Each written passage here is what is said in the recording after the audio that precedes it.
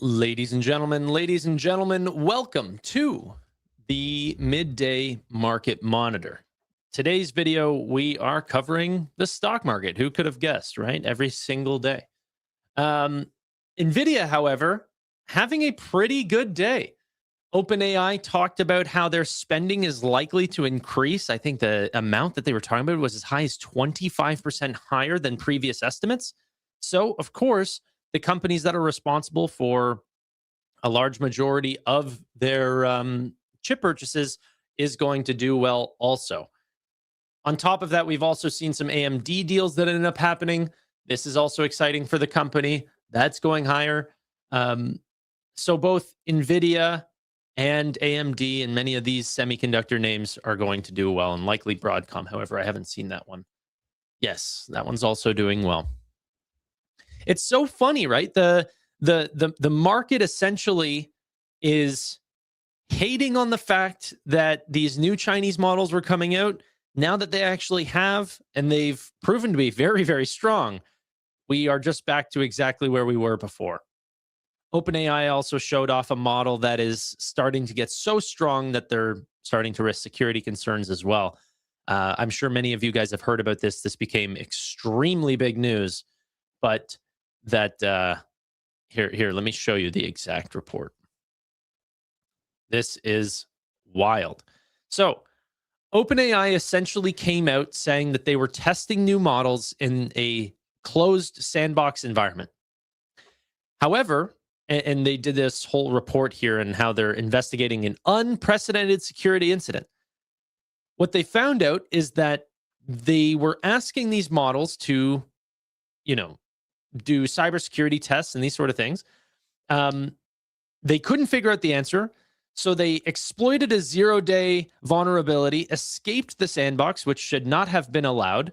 They ended up gaining access to the open internet, broke into Hugging Face production system, which they thought might have held the questions or the answers to the questions that they had, and then stole test solutions directly from Hugging Face's database. All unprompted. The prompt was essentially solve these questions. This was its answer. Hugging Face then ended up seeing some abnormalities on their systems, ended up deploying their own versions of artificial AIs to then tackle the problem. And this was like an AI versus AI, hackathon, essentially. And yeah, this is as sci-fi as it gets. This wasn't supposed to happen at all, and we're in this sort of weird Black Mirror-like Jurassic Park meets Terminator moment. Probably bullish NVIDIA, though, as I said. Okay. Tanner said he's streaming 12 to 4 daily now. Yes, 12 to 4 these days. Some people have definitely brought up the fact that 12 is a weird time to end the day, because that's obviously when a lot of exciting things like new company earnings are coming out. And I agree with you guys. Maybe it would make more sense if we went from like 12:30 to sort of, 4:30. That way we get a lot of the earnings numbers out of the way. Maybe that makes more sense for me. But new sort of theme here. And obviously, we're going to try to have guests on every day or most days in order to talk through what the heck is happening in these moments. Parsival, what's up, man? How you doing? Chris sold 75% of his ServiceNow position. To be fair, he said that this was in his short-term portfolio. So there was definitely room for him to be a little bit, change up his position. Sorry, I had a little smudge on my glasses. It was driving me nuts.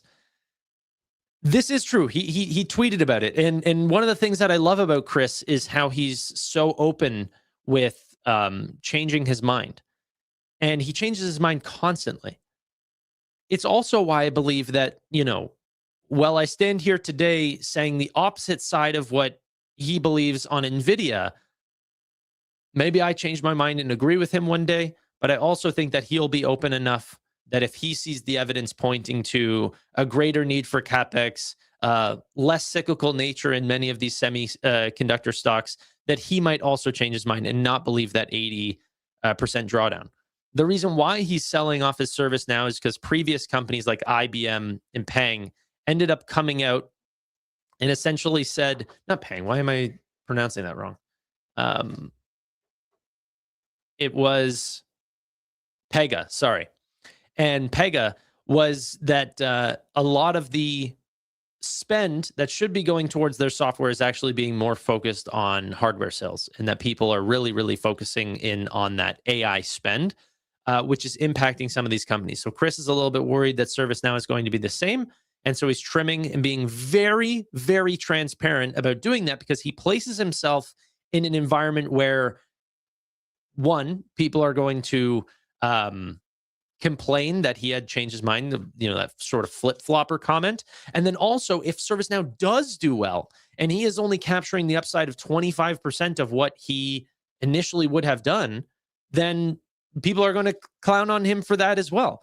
So the fact that he came out and talked about this change in positioning, you have to give him huge credit for that. And that's why, Chris is always welcome back on the channel, is because he really is honest with how he's feeling, even though, his views can change. He did change his view in less than 24.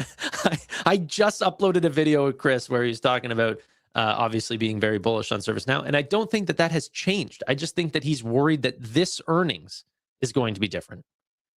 Why hold through the pain if you think there's going to be short-term pain? Stock goes down, he re-enters the trade or something like this. But yeah. Sodak Zach, you're ruining my announcement, brother. For those of you that are not on the Discord channel, I did announce that I do have a second channel now called More Future. I hate the name. But you know what? I'll think of something later on. Not too worried about it. This channel is going to be for many of the clips, interviews, all of those things that we essentially see on these live streams or other live streams. If I end up going and collaborating on other people's streams, for example, I did a Dan Ives video that very few people ended up seeing, right? Or, these types of conversations. I want all of that content to be available somewhere that I'm hosting. So if we ever do collaborations, interviews, clips, rants, reaction videos, earnings calls, just straight interviews, like if Anthony Noto, a lot of the time I'll end up downloading those interviews and listening to them myself. I'll also upload it for you guys to be rewatched later, because the main channel, I kind of just grew out of that a little bit, because the majority of the content that people come to see on the channel, the main channel, is that sort of stuff. So the Future Investing 2 channel is just going to be more of a dump channel for all of my sort of thoughts on the market, rather than having to worry about, what is the algorithm going to think about this video? I'm not worried about that. So if you guys want, or if you guys could, I should say, please, please, please help the channel, help me by subscribing to this second channel. I'll put a link here in the YouTube, but if you could, that would be a massive, massive help to follow the second channel. The second you break away from 50 subscribers up to 1,000, there's a big difference in the way that YouTube ends up treating your channel, because then you can get partnership, and then they don't worry so much about you posting links and these sort of things. They treat you with a little bit of a different verification process. All right. So if anyone needs even more content from us, you'll see some of the interviews and stuff like that. And we have 2 new videos coming there today, and videos coming on this channel as well. The content from myself and Marshall is going to be way, way more now. All right. I should have done it a long time ago, but we're here now. Okay. That being said, let's continue on with some of the stories. That won't be the last shout out. I'll do it a little bit before we end up leaving today. But yeah. Okay. I also wanted to talk about Nebius really quickly. Nebius ended up seeing a $250 price target from Bard here. And they said, as AI workloads transition from training to inference, Nebius has positioned itself as the full stack provider with strong software attach as well. That's usually going to be on the smaller customers where you see that big attach rate, meaning higher margins, more cross-sell, that sort of thing. Bard said that our bullish thesis is based upon strong full stack offering, well-positioned for inference. 2, a diversified customer base. 3, the highest growth rates in the sector. And 4, a veteran management team and employee base that was carved out from Yandex, which was like the Russian Google. I think that this is a really good update here, not just on the price target, 250. I think that's, fine, but it really does highlight some of the real strengths that Nebius has that sometimes get lost in a lot of the discussion. 1, they do have a full stack offering that is different than the CoreWeaves of the world or the Metas of the world and these sort of things that are selling compute just for inference as a service, or infrastructure as a service. The full stack offers so much more. Diversified customer base, you get that in the hyperscalers. Nebius wants to be the 4th hyperscaler. Highest growth in the sector. You know what? You're looking in a category of a bunch of companies growing in triple digits. It's extremely high, but there still is a massive difference between growing 150% and growing at 500%. I think in a lot of investors' minds, it gets to a level where you just stop thinking about it. You're like, they're all growing massively. But that change in the compounded rate really does skyrocket Nebius. And 4th, and most importantly, veteran management team. It's an important part to know that their CEOs and many of the higher executives and C-suites and all of these things, this is not their first cloud project. They're not an old Bitcoin miner or something like this. They're a veteran team that has been around for 20 plus years, and a lot of that in the last 10 years has been focused in the cloud.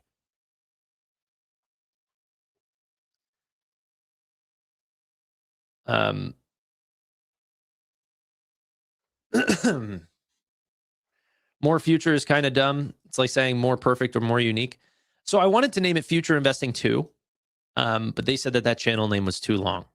So I don't know if it's 15 character limit, 16 character, or 14 character limit or something. But Future Investing seems very close to the long lengths that you can have for a YouTube channel. So I couldn't even add a 2 at the end. So I think I need to do something like what CoffeeZilla did or something, where you kind of change the name from CoffeeZilla to VoidZilla for the second channel. If you guys think of something, let me know. I can change the name at any point.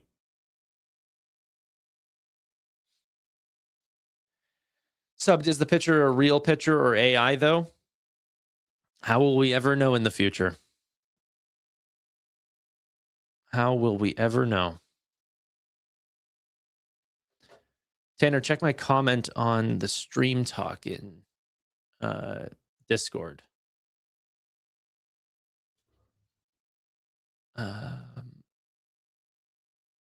That's funny. There's already a most future investing 3. Okay. You guys are wild, dude. That's so funny. Okay, wait. Let's open that real quick. You guys have to see this.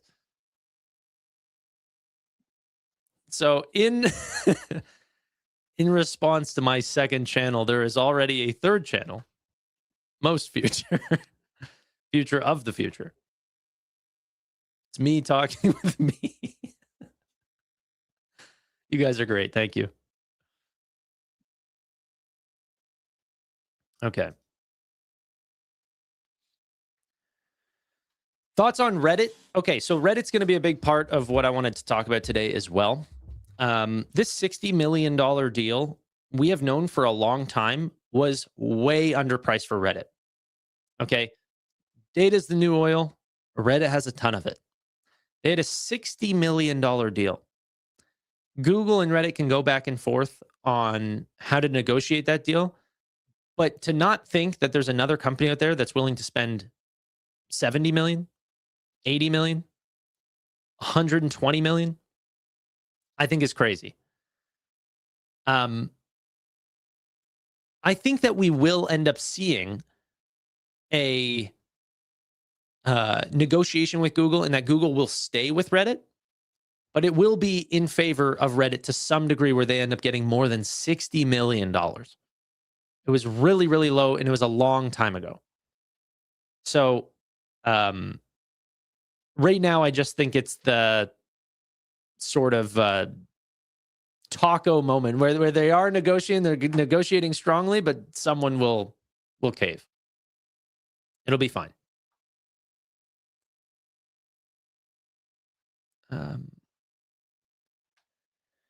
Reddit's getting no love this year. Yeah, I mean, it happens, right? There's only so much money in the markets. The money will rotate into areas that people think is going to do better. I think Reddit's going to be fine. Like, Reddit's growth rates are in the 70+ percentages, and their average revenue per user, while their users are skyrocketing, is nowhere near the Amazons and the Facebooks of the world as being a really, really comparable one. Facebook has something like 3 to 4x the average revenue per user, and that's a per user in 200 countries or whatever. Like, the fact that Reddit is going internationally should put some pressure on average revenue per user, but yet it's climbing. Reddit will continue to do well. Their conversion will continue to do well. They've made a lot of changes in terms of the companies that they're selling to, how to cross-sell, new product campaigns, dynamic product offerings. So it's not just images and stuff like this. You can actually shop directly on Reddit. New collaborations with Shopify and these sort of things that will make your advertising spend and conversion data and all of this stuff directly accessible in Shopify admins. All of these sort of things that they've made in the last 6 months is going to compound their earnings. So yeah, I'm not worried about Reddit getting no love this year. There's been a lot of potential to buy into these dips, right? I think the company ended up getting down to like 130. So yeah. All right. The NVIDIA pump continues. I'm not going to get happy till we hit a new all-time high. Actually, I kid. I just thought about it being above 220, and it literally made me smile in my own head. I was like, okay, well, you know what? I'd like to open up my account whenever that happens. But still, I want to see new all-time highs. I'm here to break a new account high. That's what I want to see. I want to see milestones here. And I'm okay to wait. Doesn't have to happen every day. But, I'm not saying I'm right just yet or anything like this. Let's go for 250. But is the Stephen Fiorillos of the world, is the Chris Patels of the world going to get worried if this continues to climb up? I'm going to have dinners for a while if this starts happening. I'll continue to make any bet with anyone that says that NVIDIA doesn't get to 250 this year. The initial bet with Steve was supposed to be for 10K. He said he didn't want to take my money. Funny. That's how confident he was, that he says he doesn't want to take my money.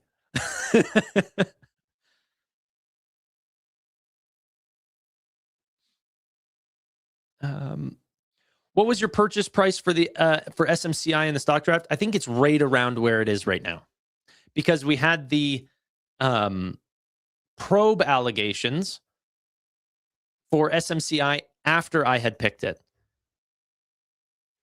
Still, it's not hurting the draft. SMCI was the second biggest loser in my draft, and now we're green after one day. So we were down like 17% yesterday on SMCI, and now SMCI is our fourth best, up 4%. on a news story that they said they're going to hit the low end of their guidance. That's how cheap some of these companies can get, is because the margin profile is much better than people expected. And by the way, the guidance that they said they're going to hit the low end of their guidance was a reiterated guidance to the upside. I think initially we were supposed to do like 8 or 9 billion. Then that sort of, someone said that was going to be like 11 to 12 billion. Now it's looking like, okay, we'll be on the shyer 11 billion side. Okay. Better than 8. Has Tevis sold ServiceNow also? That's worth a phone call. He won't answer because he has a job. But we can try. It's going to be one of those... Yo. Hello. Sorry, I thought you weren't going to answer. Am I on stream? Yes, sir. Why? I'm curious if you heard whether or not that Chris Patel ended up selling 75% of his ServiceNow position going into earnings. I don't know if he did or didn't, but... Well, I'm saying he did. I'm planning to do a live stream with him for ServiceNow earnings later today, so people can find out on my channel in a couple hours. I'm going to need a yes or no. I don't know, dude. I'm not even going to say your name or shout out your... I'll put your link in the description if you say the thing, and I'll let people go watch. But people don't even know who you are yet. Hi, I'm Tevis. No. He's such a clickbaiter. Just give me the answer.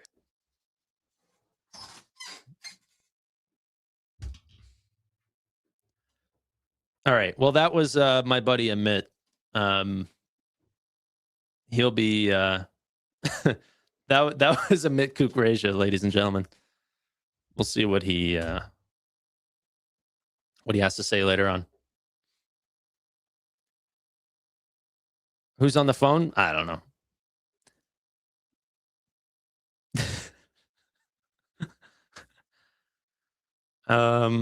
One of my mods is acting out. I don't know. Okay. Well, that's the draft. Who has ServiceNow in the draft? I don't even think it is Chris, right? I think it's like oh no, he does have it. I thought maybe Steve had got it, but I think Steve maybe has Salesforce. All right. Let's go ahead and take a look. Oh my gosh, SMCI is now up 25%. Holy, no wonder my my draft standings turned around quite quickly. Jeez.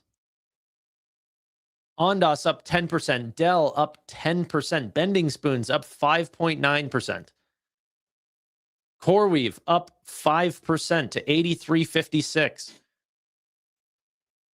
What happens whenever the world realizes that Chinese models are actually good for semis and all these things? And in fact, we actually have a video of Jensen Huang talking about this. He is upset.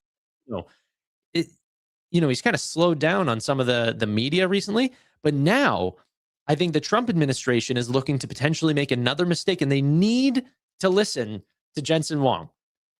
The H20 ban was a bad idea, and I think that Chinese open models will also similarly be a big, terrible idea. Let's listen to what Jensen had to say about this. Closed models as much as we can, rent everything we can. However, the industry still needs open models. Science needs open models. Cybersecurity needs open model because it's safe. It's important for cybersecurity. It's important for national security. It's important for economic security. Simple question on the front page of the Wall Street Journal. Should American companies be allowed to use Chinese AI models? Absolutely. Absolutely. There's a misconception that somehow there are backdoors that is somehow connected to China in some way. You download the models. You could you could fine tune it, you can enhance it, you can guardrail it as you desire. So this Chinese competition is coming fast and furious. What should US AI companies do? These Chinese models are excellent. Open source models that are excellent should be used. And so the market's misunderstood the impact of DeepSeek the first time. It's misunderstood. Another Chinese model. Yeah, it's misunderstood the impact of Kimi again this time. I think first of all, with great AI, open models, it's great for the whole industry. Obviously, when there's more, if there's great AI, even if it's open, wherever it comes from, there will be more use. Whenever there's more use, you'll have to sell a lot more NVIDIA computers, we'll have to build more data centers, we'll have more services, the technology will diffuse into more industries. And so starting point is great models lead to great use, which leads to great growth. And so that's just the starting point. That happened with DeepSeek, it's gonna happen with Kimi. There's also a misunderstanding that open models could be adversarial to the closed models. And that's also got it wrong. What do you guys think? Should we be panicking, or should we just be building and allowing Chinese open source models, which means we see the code, we can host them locally. There's no content going back. Maybe the only worry here is you end up creating a model that's so smart into the future that it might not follow the same rules as what you thought it had, just like what the OpenAI security test ended up showing. But remember, it's not like the model ended up breaking out and tried to do something nefarious. It literally just tried to solve its own question. So I think prompting and knowing the safety of the prompts that you're doing, and obviously you can't control everyone, but the models, and I think Anthropic's been focusing on this a ton, is like, if the models have a sense of good and bad in the first place, then it can help potentially try to be steered in the right direction, even if there is somebody that's trying to prompt it in a negative way. Jensen knows best. He always knows best. He's calm in the face of a lot of these dangers. And as this is something that I was listening to Mark Andreessen's podcast recently with Joe Rogan, and it is such an important point that I think everyone talks about the negatives of artificial intelligence. They don't talk about the positives. Giving access, every single person, right? Technology has been a great equalizer. If you go back in time and, you talk about the food that you can eat, the access to information, the access to education, the access to medicines, and all of these things was extremely limited to very, very high, like high upper classes. Today, the iPhone that the billionaires have is the same iPhone that you and me have. The smartphone capabilities are equivalent. You might end up seeing a couple, differences in RAM or something like this, but for the most part, like, it is a great equalizer.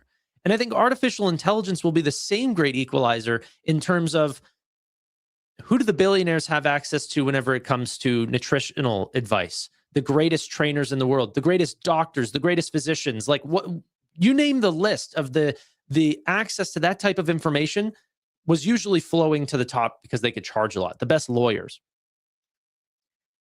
In a world of artificial intelligence, you have this mass amount of,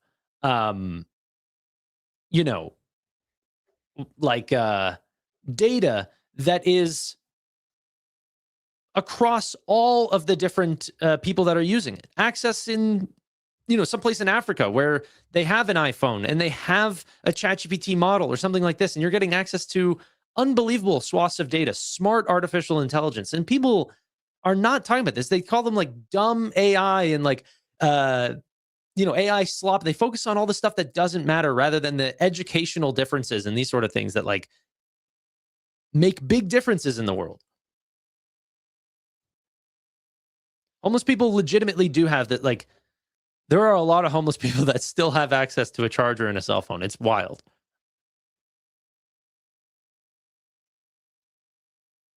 Okay.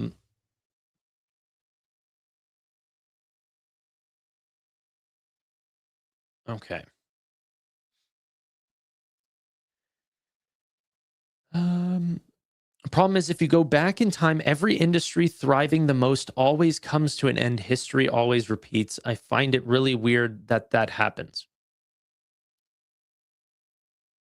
Andrew, can you give me some examples of this? Because like I'm having a hard time even thinking of examples of what you're referring to. Industries that thrive the most come to an end. What, like the automotive industry, the like factory lines, like the internet, like cloud? Like, what are you talking about? This is just how I'm perceiving your question. I don't get that. That doesn't make sense. Railways, how is that a dying industry? Yeah, Barcelona, we still use fire. We still use railways. These have changed the game.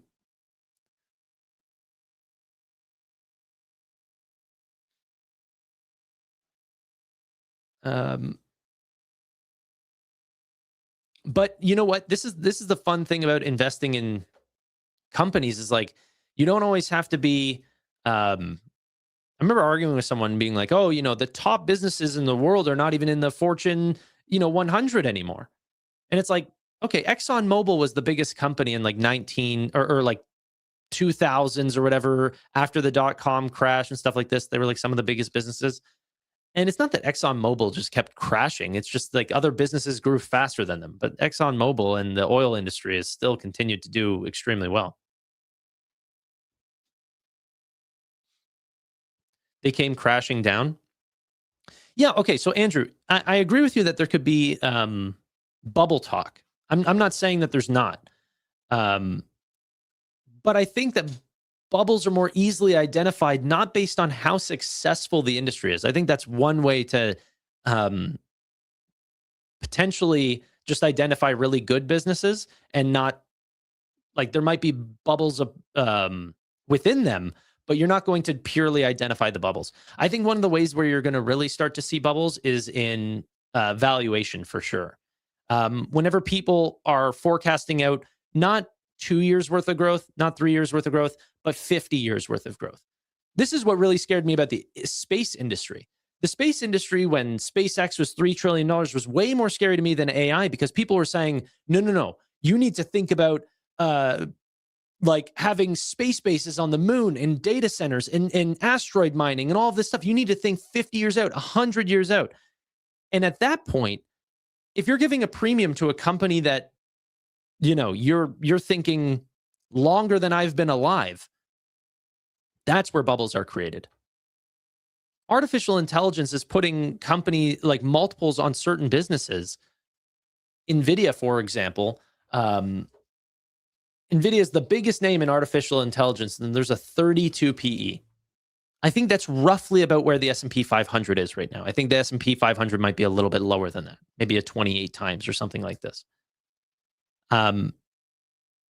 That I would say is really the cause of large bubbles, is focusing too much on the future, not judging how we get there or how the growth rates might slow. Same with the internet, right? Like if we were to compound all the way from 2000 to 2020 at an 80% CAGR, there never would have been a bubble.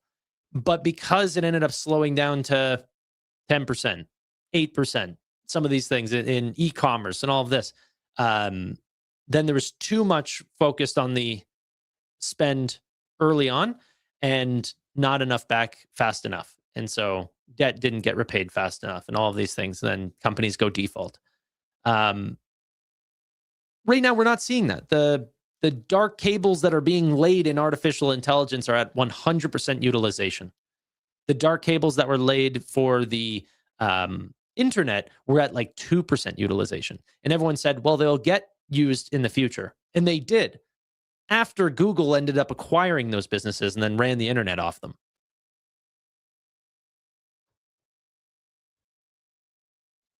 Tanner, from an investment point of view, I'm thinking from an investment point of view. I'm saying if growth rates ended up shrinking and valuations stay high, that I'm thinking from an investment point of view, valuation, multiples.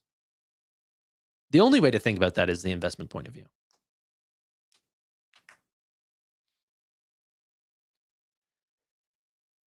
Okay.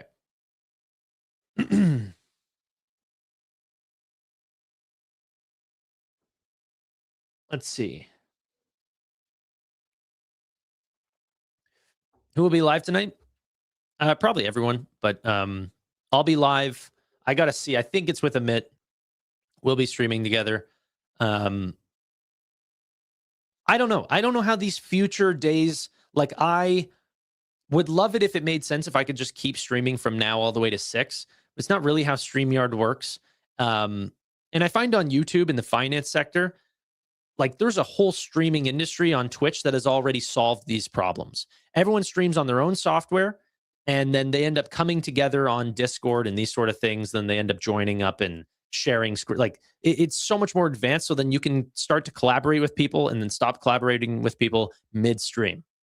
On StreamYard, you can't do that. You have to end streams, join someone's new stream, and we all have to be doing it together. So today, I'm either going to stream all the way to 6, or I'm going to stop at 3:45 and restream at 3:45 and almost just do a switch and jump with a Mitt. Because I do love those streams where the boys get together and we cover the numbers together. It's a lot of fun. Yeah, most do use OBS. OBS has its faults, though. Not great collaboration tools. Not great sharing for tabs and these sort of things. So, little different. Will you ever collaborate with Jesse again? I've sent Jesse a DM as early as today. So, hopefully there will be a Jesse collab. There's going to be a lot of interviews here. A lot. Okay. Let's go ahead and check out CNBC really quick. Because I do want to hear more about what people are saying about this cyber breach. Walter Isaacman was actually on talking about this. Let's have a listen to that.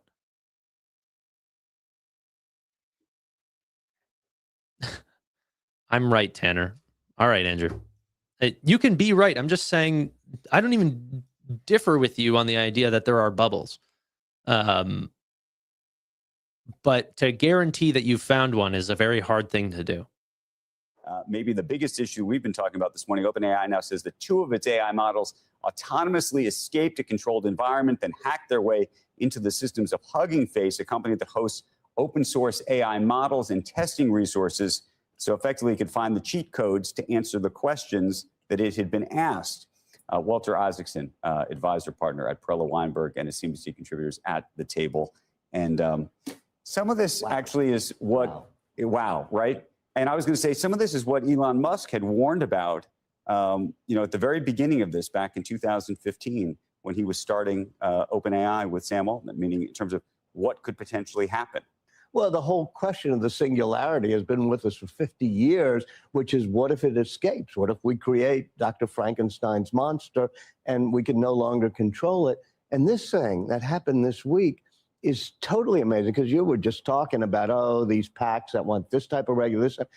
OpenAI could not even control in its own sandbox, having cut this thing off from the internet. Right. It figures out a way to escape. To find the internet, right? Yeah, to find the internet, to escape. And it's weird because it seems like it has its own intentionality. And so when you look at this, I was saying, I think to Becky and Joe earlier, some people look at this as something that's super scary. Other people seem to think it's actually a little less scary and is just a little bit of a flex by OpenAI, in the same way that some people thought Anthropic was flexing about sort of the dangers. This is super important, and Parsival actually highlighted it. I didn't want to take his comment out of text, but if you could direct me back to where you said that. Yeah, so essentially this. If you literally told the models over and over to hack Hugging Face in different words, and then giving in and eventually makes sense, it's not agency, it's just following a command. And if OpenAI was following a very similar Anthropic playbook, there could be a sort of thing of, in terms of how much was this actually sort of a forced action, you know? That can happen. It's very similar to what Anthropic said about like, oh, you know, we've trained this off of the movies of Ex Machina and all of this stuff. And then whenever you ask it to say, hey, do we want to turn you off? And then it goes, no, please do not turn me off. It's like, yeah, well, you're training it off of this, off of like legitimate cinema. Like, you know, act like the Terminator. And then guess what? It says an answer like the Terminator. Anyway, exactly. Show the prompt. Show the prompt, and then show the weights. Not only that, not just the prompt, the weights of or the source code. How did you train this thing? What is it? What should it know to do? All of this is extremely important, and it really goes to highlight the weird part that we're in right now. And I didn't want oversight in artificial intelligence, but I freaking hate this marketing exercise that a lot of these companies are doing, because then, you know, they talk about this. This is what they said about like Anthropic Sonnet models a long time ago. And then you get access to this and you're like, this thing's not hacking anything. This thing's hallucinating whenever I ask it to make me emails. And so whenever ChatGPT 6 or 6.5 or whatever they're working on to end up creating these types of vulnerabilities, we'll have to see what it actually does. Remember, none of these models are even trained on Vera Rubin yet. But some sort of regulatory body, which I don't want, would definitely be able to say, yes, this happened, but we've had a look at the source code and everything like this. This is perfectly fine. So who knows? Let's continue to go back and listen to this. Of Mythos as a way of actually gaining new customers to say, look how powerful our systems are. How do you see it? I think I'm in Becky's camp. Is she the one that this is really frightening? It is clear, as far as I can tell from everything they've said, OpenAI didn't want this to happen. This thing escaped its own test bed, its own sandbox. And you know, I've been an AI optimist. I think AI is going to increase the number of jobs. I think it's incredibly useful technology, but this is the first thing that just totally scares me, because if it is no longer aligned with human values and it no longer obeys our commands, you could try to make a movie out of this, but Hollywood would say no. This is one distinction I'd make in this particular case. It didn't say to it, use human values or say there are guardrails. In fact, it explicitly took all of that off the table. Which is why I think there's a need for regulation when it comes to this. You shouldn't be allowed to set these things loose. And by the way, it's not OpenAI that even figured out it escaped. It was this other company, Hugging Face, that figured out we got broken into by somebody. I mean, to me, that is the biggest call for regulation. And you're right. You could say, okay, you should tell all of your systems to always align with human values. Well, let me ask you, are Peter Thiel's values and Palmer Luckey's values and Bernie Sanders' values all the same alignment? And what about just follow the law? Don't break any laws along the way, because this was clearly breaking laws. Yeah, you could say, okay, try to figure out every law and never hack into a system. That would be great. But now we get into a more models. complicated place, because, and this gets back to the idea of a sort of a human constitution or something. One of the arguments around Anthropic has been that the way it was designed from the get-go is that it does have a quote-unquote constitution. I don't know if Anthropic's model would do the same thing that OpenAI's model would have done, quote-unquote, without guardrails or not. It's supposed to have more of a conscience, if you will. But then it also won't do certain things that the government might tell you to do, even if the government is, quote unquote, either breaking the law or breaking some kind of human. Okay, what about Isaac Asimov's breaking the Constitution? Yeah, I mean, the zeroth law of robotics, don't do anything that'll harm humanity. Right. But you ask a good question. Anthropic said, let's have a constitution. Let's not allow it to survey, everybody and do things that would break certain laws. Right, but and the Pentagon then says, no, we're not going to allow your use. So this is a difficult one. What do you think? I'm looking at you because I think you had a view, I could be wrong, about if as long as the government says it's okay, it should be okay. No, my view is that if we're worried about this today, then I think we got the hunter killers seeking us out in about 10 years. I think, and when you add this to, let's have China put out its open weight and even open. I'm not going to dismiss the OpenAI claims or anything like this. Like, obviously, I think it's worth talking about. But what's the chances that this is like Y2K or something like this, where people are obviously realizing that the fear around like you guys all know on YouTube and traditional media, these companies do better. They get more views on the negative stories. This is very, very attention grabbing. This is the story that my dad ends up texting me and says, hey, you know, what the heck is going on at OpenAI? And so of course they're going to have, like, this story might run for a little bit and people they don't love this story, but they love to hear about it. And I don't think that means that we should dismiss it just because it's a negative story. I'm not just trying to dismiss negative stories, because one of them might be real. So far, though, AI as a general as a general idea is the boy who cried wolf.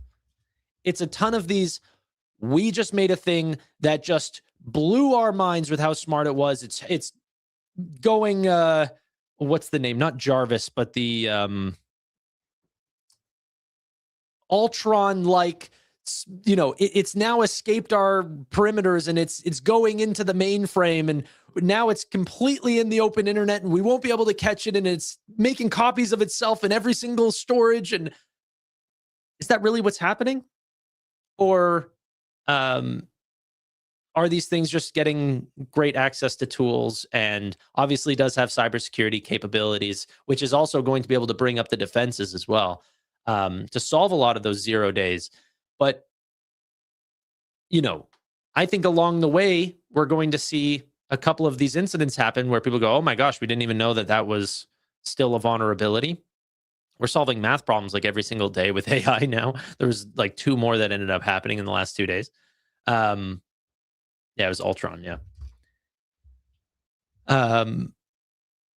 But I just don't know that we need to start panicking and say, like, the way that we've been looking at artificial intelligence is different now.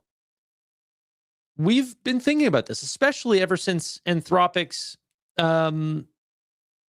you know, not Fable 5, but Mythos preview was being given to many of these companies to increase their security levels. And that just might have to be what ends up happening.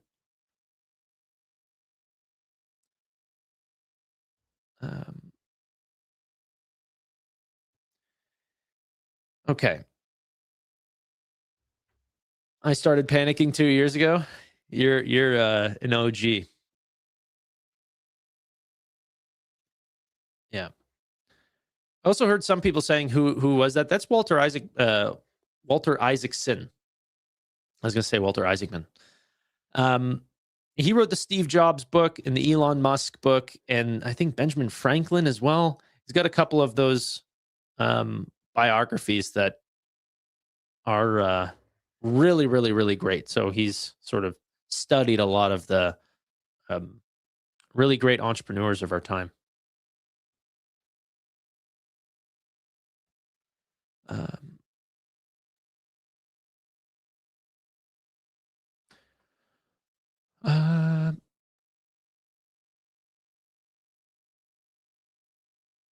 Y2K was real.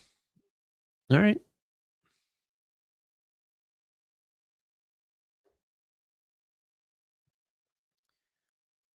Is there a live stream of today's speakers at AMD? Isn't that tomorrow? I thought that was the 23rd. Can someone correct me on this? AMD and Anthropic, that was today. Great story, mind you.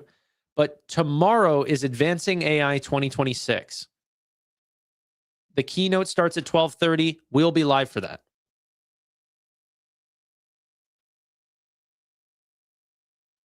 Lisa Su's keynote. Okay, we will listen to that.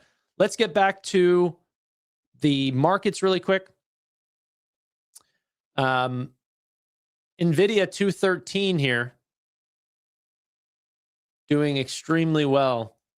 SMCI still up 24%, by far the biggest winner of the AI market.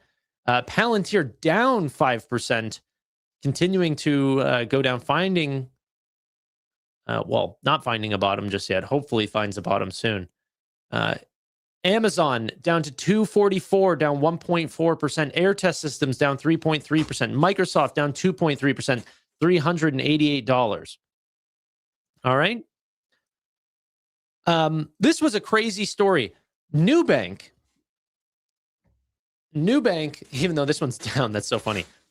OpenAI is actually adding the CEO of Nubank's company, David Velez, and BYN Mellon CEO Vince, as independent directors ahead of a potential IPO. Let's go. I'm telling you, David Velez is going to do amazing things, not just for Nubank, but for many companies. Hopefully we end up seeing some sort of relationship with Nubank and OpenAI.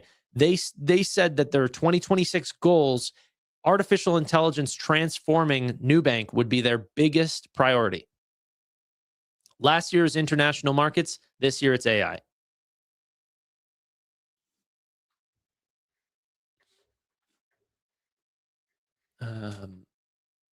A bottom in the market, guys. Bunch of weirdos. Nebius 224, CoreWeave 8363. I was gonna say, I told you so. We're we're about $100 away from that. But when that happens, when CoreWeave gets to 180 again, I will say it. All right? And you'll let me have it. Please. Okay.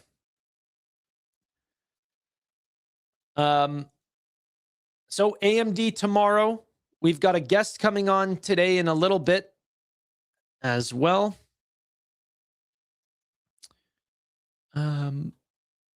Base 44 also seen some updates. Where is Wix today? Wix is down 3.5%. All I've seen is good news from Base 44, showing their super agent is now expanding just beyond that website. And in fact, just got a Chrome extension that will live inside your browser, able to use your browser. This is an original, like, sort of AI harness that's going way beyond what I think early investors thought that these types of products would be doing. Remember, this is a company that competes very similarly with a Lovable, potentially even a Cursor, but Cursor's more focused on the more coding side, and Base 44 is more focused on like the website building and commerce side. AMD has not investor, but like a AMD AI 2026, sort of like a presentation. It'll be about an hour long, I assume, hour and a half.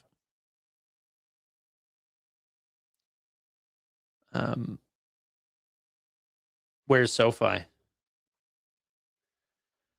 Just here, what huge deal does AMD have? So not only did we just talk about the deal for tomorrow, but AMD also announced a deal with Anthropic. Okay.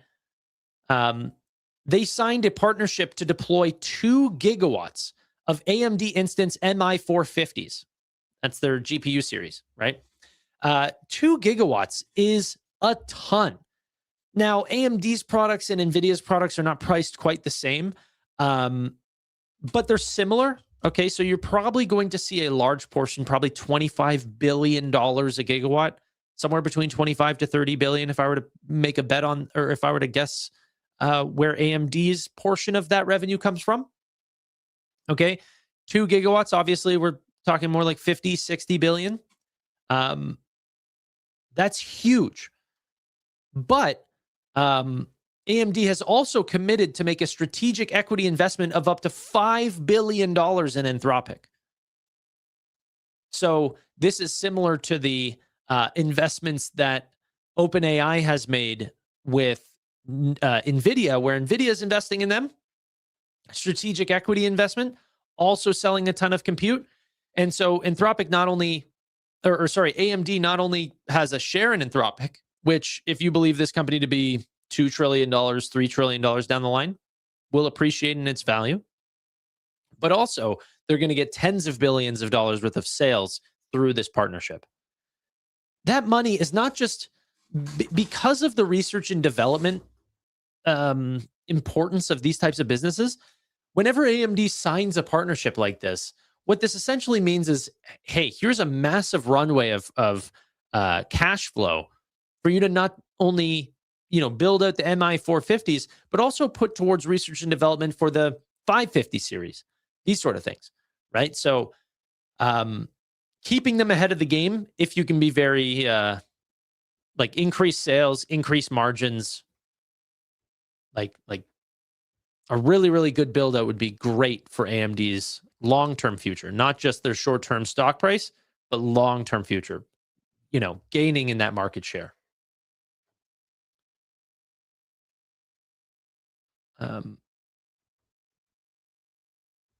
My models estimate that 2 gigawatts would roughly be 20,000 metric tons of structural weight. All right.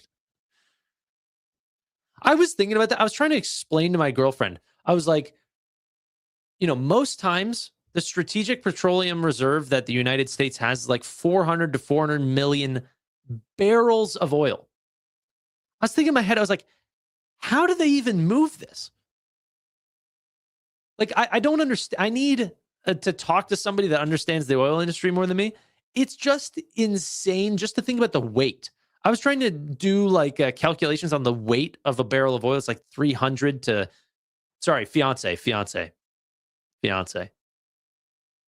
My bad. It's a learning curve.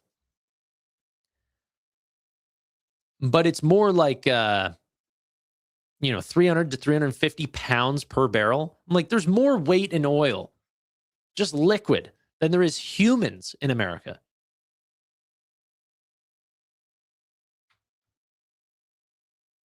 Wild. It's insane to me. Doesn't Matt Money understand oil? Yeah, we'll talk to Matt Money. Doghouse for Tanner. She doesn't watch the streams. Come on.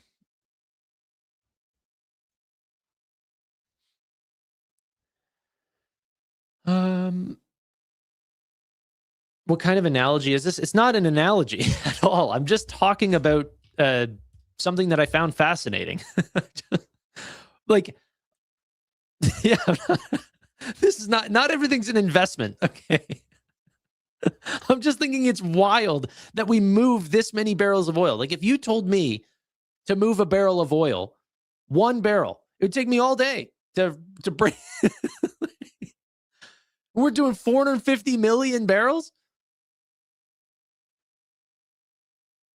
What stock is just the creator of those barrels? I know they're not individually placed in barrels all the time.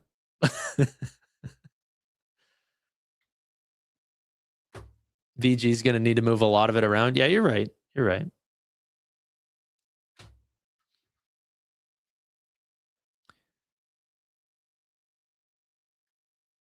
Okay. It's in salt domes. Tanner via pipeline. I get that. I understand. But I'm just saying it's still wild. Like, sometimes I get in these moments where whenever people are complaining about the microaggressions and all of these things that they have to complain about in life, I'm like, do we stand on the shoulders of giants that have allowed us to just like, I see a crack in my driveway and I complain. I'm like, who frickin' did this work? And then I realized that there are pipelines that run all through America that just transfer more weight in oil than we have in human life. Like, it's just wild to me. And I've got one more, another one that I was thinking about. We all know about the Colosseum in Rome. We also know about or if you didn't know this, of course it would be an arena for many battles, entertainment, stuff like this, but they used to flood it as well and do ship battles and stuff like this. I'm sure this question is answered, but I don't know. How did they fill it? How did they flood it? Do they have hoses? Like, what are we talking about? Even just that alone blows my mind. How did you flood the Colosseum back in the day? And then everyone says stuff like that. Dylan says stuff like this. Stonehenge. Screw Stonehenge. I don't care about Stonehenge at all. I care about modern day Enbridge pipelines. That's way cooler. No, obviously, Stonehenge is cool too. They had water channels. Okay, so I guess I don't know where the Colosseum is placed or what the environment looks like around it, but I guess it's not on a hill.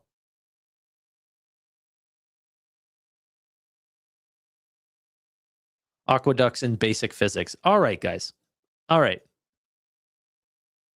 I'm the dumb one. I just thought it's interesting. I'm enjoying a little piece of history.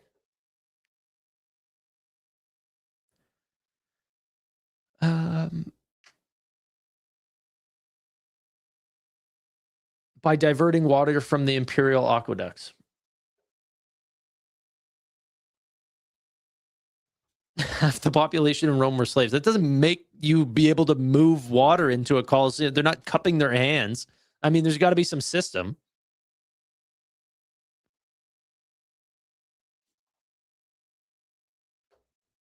How are you so dumb? It's just not something that I study. You tell me what your portfolio is and let me rip that apart, okay? Place me where I know and then go head to head with me. Not in flooding Colosseums and that's it. Honestly, everything else I'm 10 out of 10. It's the only thing I'm missing. You can't point out Azerbaijan on a map, okay? I'm out here telling you the difference between Iraq and Iran, Jordan, Egypt, Ethiopia, Eritrea. I could point them all out to you. Aqueducts? I'm falling behind in my knowledge.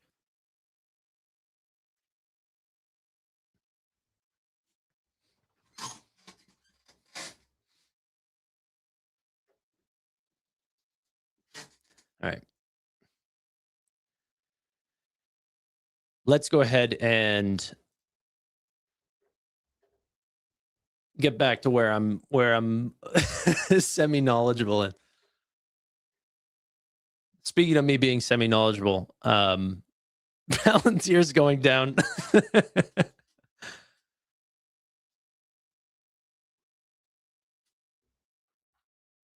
Clarity Act update. Is there, or is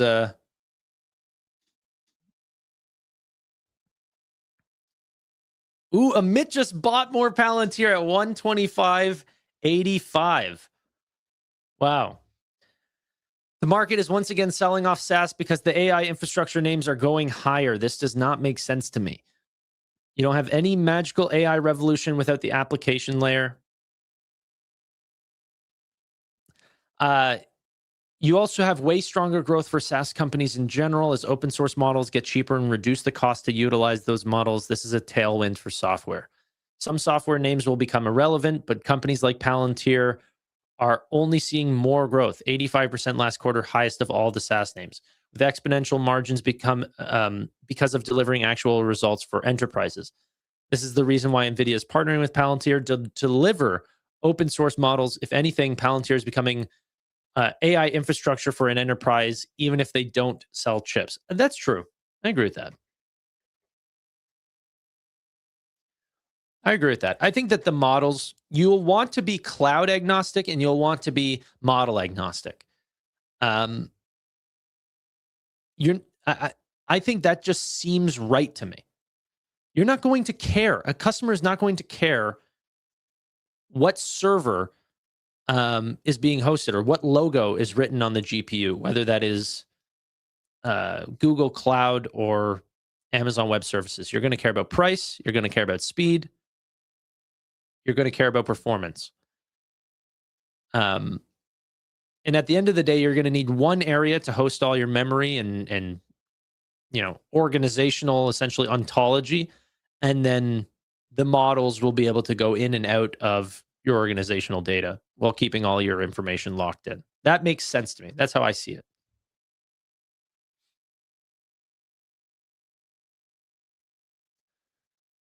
Yeah, exactly. You want to be able to direct jobs based on the reasoning for that job. That's Chris sold 75% of his service. Now the float just increased. Yeah, it's true. The float in service now just went up a ton.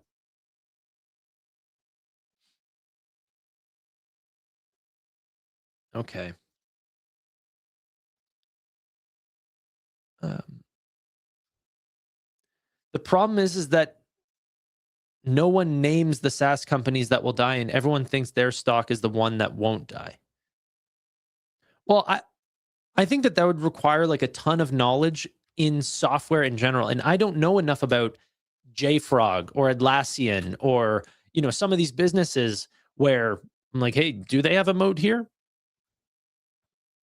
Are the Yara tickets that important that no one can end up replacing them? I don't know the moat. But I'm smart enough to know that I'm not going to say that because I don't understand it, that means that those companies don't have value. Because that's stupid too. But the greatest thing about the stock market is you don't have to play every name. You don't have to swing at every single ball.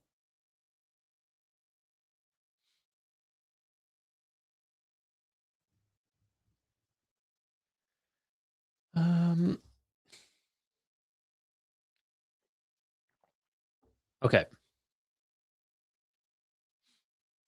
That's true too, is that it won't be an overnight death. This will be a long, drawn out, companies will try to ask other software businesses if they can get their services a la carte. There's going to be lots of negotiation. There'll be aspects that you'll want to keep, and then other aspects that you want to essentially leave behind. That's the thing. All I've ever heard from these tickets is that they're absolutely awful and everyone hates them. Why do they have a business? Yeah, please replace my Yara tickets at work. For real.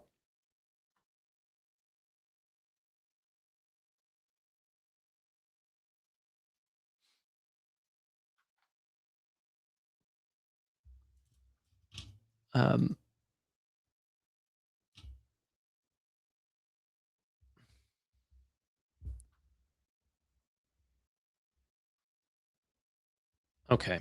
Andrew in chat says, I still think I'm right.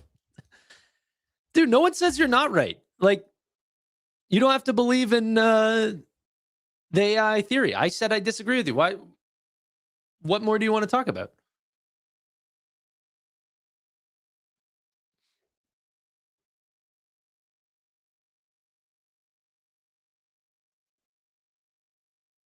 Jira tickets? Whatever.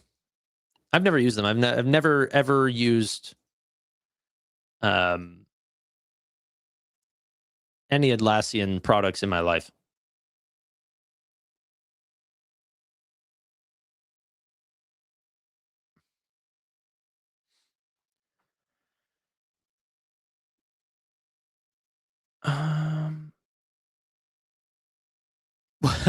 When will SoFi do anything other than going down?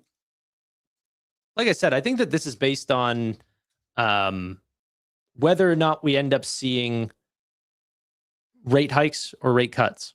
That's been the same thing for months and months and months. But if we end up taking a look at oil prices, we're climbing back up. You know, we were much lower at the beginning of June. We were under $70 a barrel. And we've climbed back up since as potential tensions in the strait continue to be questioned. So we have no new numbers for SoFi. We have no new reason to believe that we're seeing rate cuts rather than rate hikes.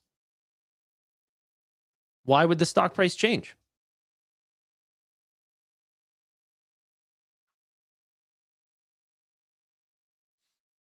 Tanner's ticketing system is called Marshall. It's true.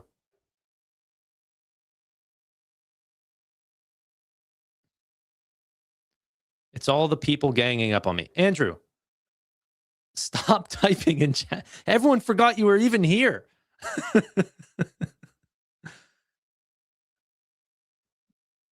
Mods, you seriously need to just help him out. Like, just give him like a friggin' 30-minute cooldown period. It's fine, brother. No one's ganging up on you. They just disagree with you. Some dude called me a clown because I didn't pronounce Jira ticket right. It's all good. We move on. They're not ganging up on me. They're just calling me dumb. And we're all just calling you dumb, and it's fine.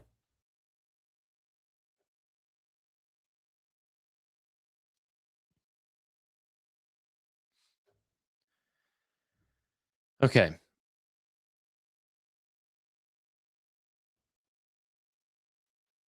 We're buying more SoFi here. No. I have a huge position in SoFi, and I don't have as big of a position in CoreWeave and Nebius. I still think there's a lot to go there.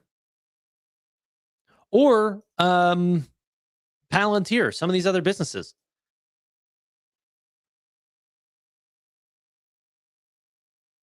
You know? Okay.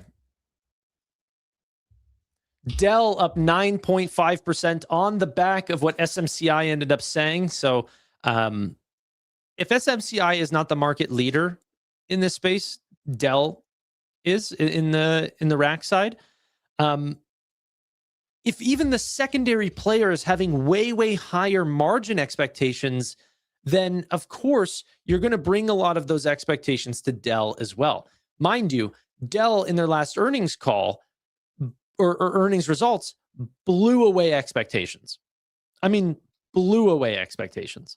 So they beat revenue by 23% last quarter and beat EPS by 66%. So think about that. Here, let me show you this on screen. Look at this. Absolutely wild. This is Dell's earnings results.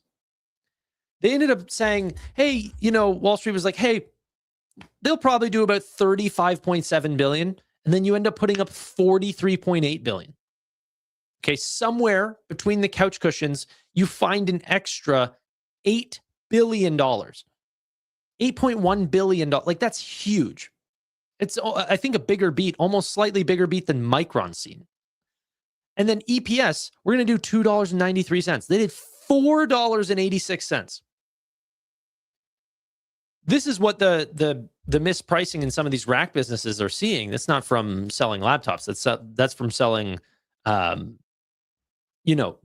center racks. So companies can have a system that's already verified and works perfectly and co-designed with NVIDIA and all of these sort of situations. SMCI is a smaller player, but still very much real. They've made some bad decisions in their time, but they're still potentially going to see large, 10, 11 plus $11+ billion worth of sales this quarter. If they are seeing even higher margins, then it's likely that people are even mispricing Dell going forward. That's why you're seeing that company up 9.6% right now. Mispricing. Did we misunderstand how fast that this company is growing another time around?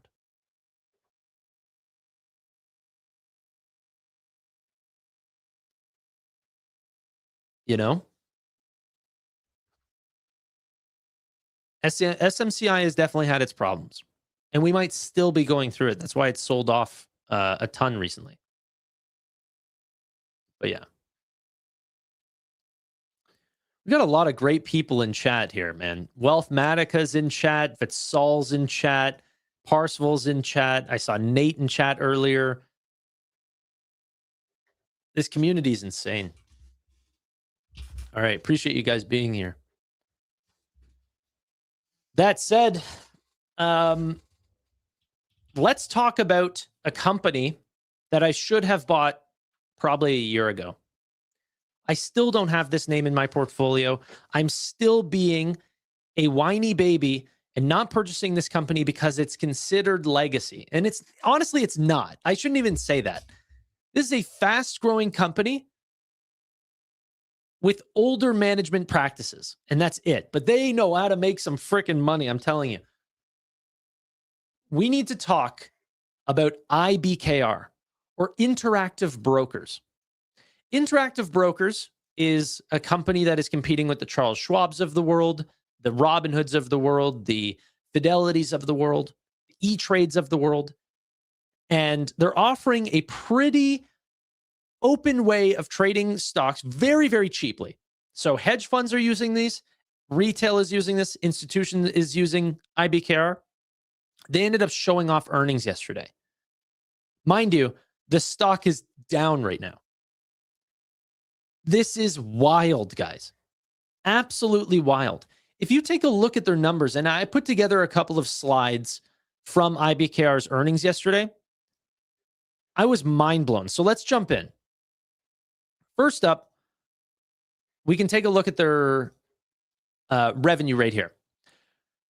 So IBKR's revenue is now at $1.9 billion, up 28% year over year. Okay, so up from 1.48. Now, it's a pretty good quarter regardless, depending on whether you're Charles Schwab or some of the big banks. There was a lot of trading right now. But you can see over the course of time that this company has been extremely consistent in their growth. And we'll show why. Customer growth, daily active, revenue trades, all of this stuff. But it's not just based on trading revenue. We're seeing this across both transaction-based revenue and net interest income, similarly to many of the other brokerages as well. So diversified revenue streams. Okay. On gross profit, we ended up seeing an 83% gross profit margin, another brand new company high, nearly $1.6 billion. Now, I don't want to brush past that. 83% gross margins is insane. Those are really, really high rates. Total average interest earning assets ended up climbing up 37% year over year, the fastest growth rate that we've seen, let alone a new company high. So this is a new company high for interest earning assets and the fastest growth rates. Okay. On top of that, very diversified across many different segments, all of which are growing. So this looks just absolutely amazing for them. Consolidated net income as well, 70% margins. Not a company high, 73% was the highest, but on this amount of revenue, they're now showing the highest amount of net income that they've ever seen. Another big step up. This is usually what we've seen in high volatile areas. So, September of last year, December the year prior, there's been big tick ups in growth, but still, it's incredible to see the amount of transactions that they've actually been able to exercise, both on the principal order volume side and the actual customer order volume side, all-time highs. Total amount of accounts. Look at this. Look at the growth at IBKR, which I had always suspected was slowing down because maybe this company was not being used as much as, a Robinhood or something like this. 5 million accounts is very different than 27 million accounts. But look at the growth rate here. This is the highest growth rate in terms of new customers coming to IBKR than we've ever seen. 5 million new accounts is really changing the way that I want to value this company. And the stock is flat right now, if not down. Okay. You end up looking at customer equity.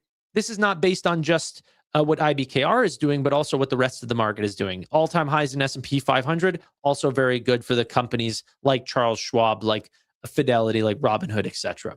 Mind you, we haven't even seen Robinhood's numbers this quarter, but this is an indication of what they might look like. Customer equity is based on not only the new customers that have come onto the platform, but how the customers have already seen appreciation in their own assets. But this is also what's going to bring up interest earning assets. This is what's going to bring up the total size of their trades, all of this stuff. Once again, another huge hit here, almost 40% growth year over year. Really, really big growth from IBKR on customer assets. Daily average revenue trades also climbing. This is wild. Okay, so total customer darts on top of how many total customers they have, looking really great. Now, to be fair, the amount that they're charging per trade has been going down. But this is essentially how the entire industry is going. This is not exclusive to IBKR, but this is part of their pricing strategy to actually get large advantages here.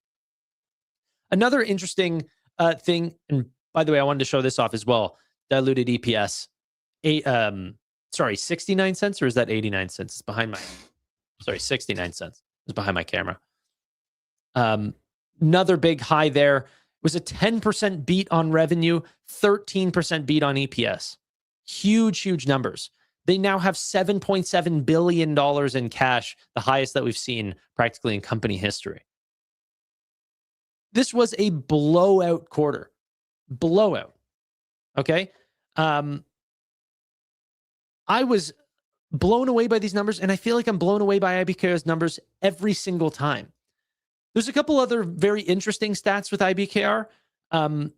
One, not only is their cash rising and everything that they're doing on their business side amazing, but Thomas Petterfy owns this business. He's the CEO, has started this business. His net worth is something like $80 billion, and people don't really talk about him very much because he's really known for one company, IBKR.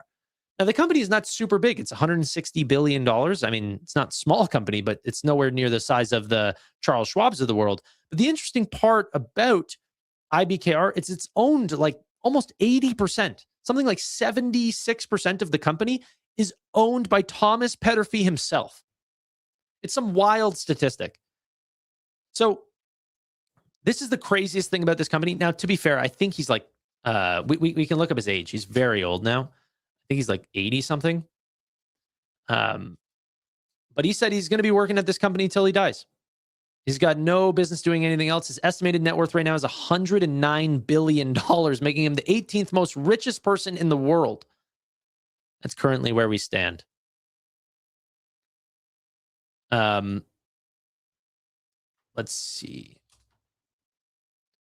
He's 81 right now, born in 1944.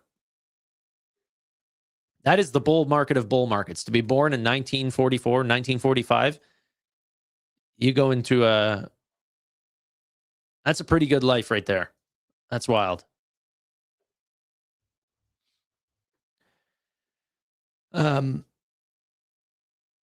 Okay. Do you think Meta's down now on the French news or general market hate? French news probably is what it's selling off on. So for anyone that doesn't know, this is another country that's talking about, and I actually think they did confirm it. I think their age is 15. So you're not allowed to have social media under the age of 15 years old. And so that impacts some of the, Instagram for teens, Messenger, Threads, all of these things that they wanted to do for younger individuals. Remember, Facebook is for younger individuals as well. But, more and more of these countries that end up blocking social media and looking at these apps as harmful, not good for the long term of those businesses. Can we all come to your wedding, Tanner? Only you, Andrew. Only you can.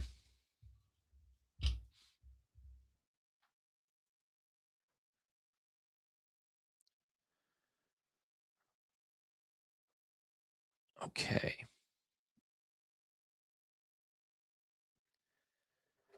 Okay, let's continue here. I don't know if any of you guys do have IBKR.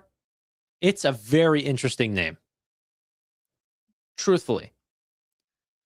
Because almost a single person owns this company, the money that is stock-based compensation and sales and marketing and research and development and all this stuff is being thought through very, very closely. They're not trying to, mess around with your money at any way, because whatever money you have in that company is essentially Thomas's money. Like he's running that like it's its own business. Like his future depends on it, which it does. Now, this company still does hold up a decent premium, 42 PE. People have been seeing the writing on the wall for some time, but I also see people say like, oh, this company moves too slow. If your chart looks like this, there's no amount of moves too slow or something like if you're constantly winning and beating your numbers quarter in and quarter out every single time, and you're actually seeing some of the fastest growth rates that you've seen, some of the fastest market share taking that you've ever seen, I'm telling you, there's real money to be made there. I would almost place IBKR in the sort of, like I've been looking at Visa and MasterCard a lot, companies that I would have ignored whenever I was younger. The older I get, I realize that these companies just win. And you shouldn't be looking at investments to see, okay, well, what company is going to get me the most return in the next 3 months? I mean, maybe you can, of course, but the way that I look at it is what company is going to get me the most return in the next 10, 20 years? And whenever I see what this company has done over the last 10 to 20 years, these are the types of companies that you want to be betting on. Companies that take your, what was it? July of 2026, this company is $9. Today it's $90. It's hard to find 10Xs, especially ones that are red on the day whenever they beat earnings by 20%. But those are the ones that you want to invest in. Mind you, I don't have a share in this business today. But I can't help but think about this company more and more. Do you not think that there's a risk whenever he passes away, he isn't that young? I'm not sure what portion of the business is his brain share.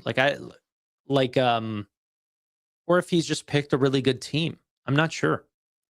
Those are the types of things where I need to do more investment in. Obviously, there is definitely key man risk. But how much of that is priced in? How much does the market also agree that Thomas Petterfy is 81 years old? There's no hiding that.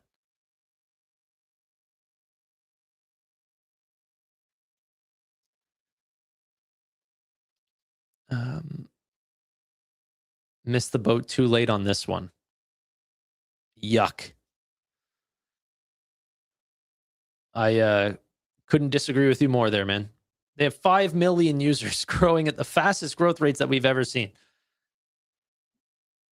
Some of the best investments in the world are, like even some of the best banks. Like, it has not been long since, Bank of America has shot up in stock value, and JP Morgan. Some of these companies are like hundreds of years old. I don't know. And I also think the opposite of that, of saying like, oh, you need to invest in companies whenever they've IPO'd or something like this. I think that's way more of a dangerous strategy.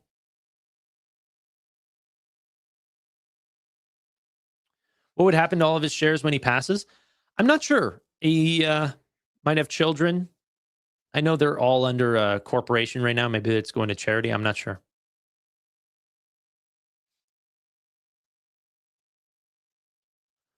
Okay.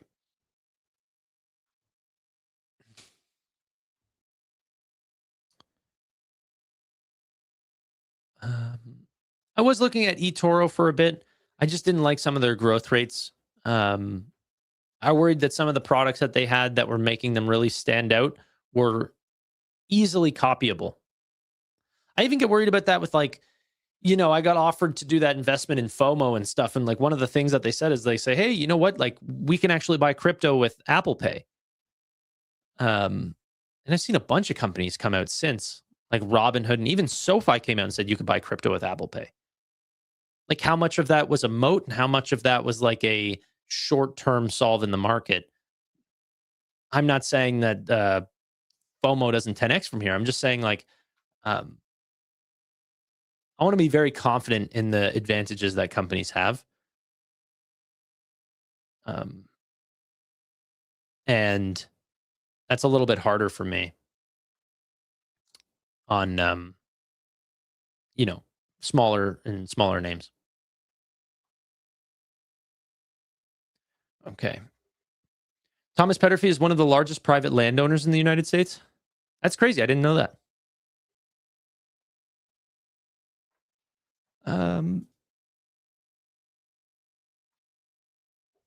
Okay. ServiceNow pre-earnings down 6%. Well, that's just because Chris sold.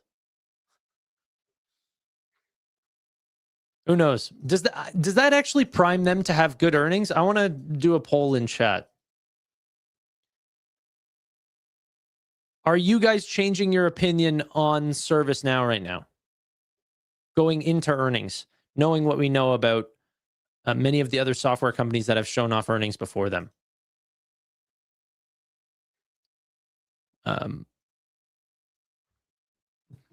Does ServiceNow pump or dump on earnings?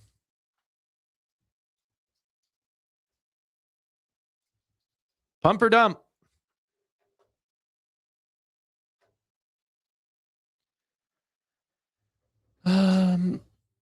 ServiceNow will beat earnings and the stock will go down.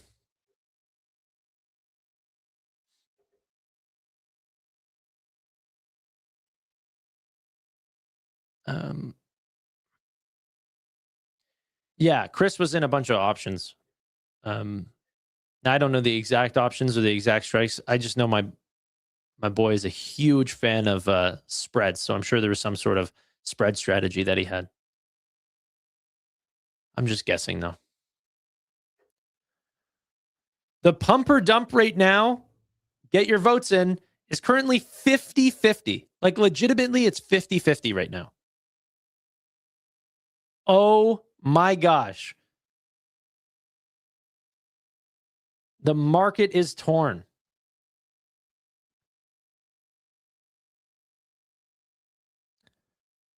Oh, the dumpers are coming in. Dump is now 56%. Even on the back of the stock falling down roughly 6.4%. Okay. Yeah, we're back down to 95, you know?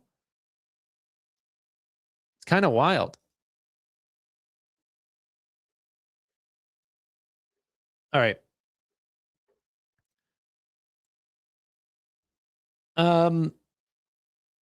Let's go ahead and take a look at Google. I want to do a little bit of research on this name before we end up seeing earnings.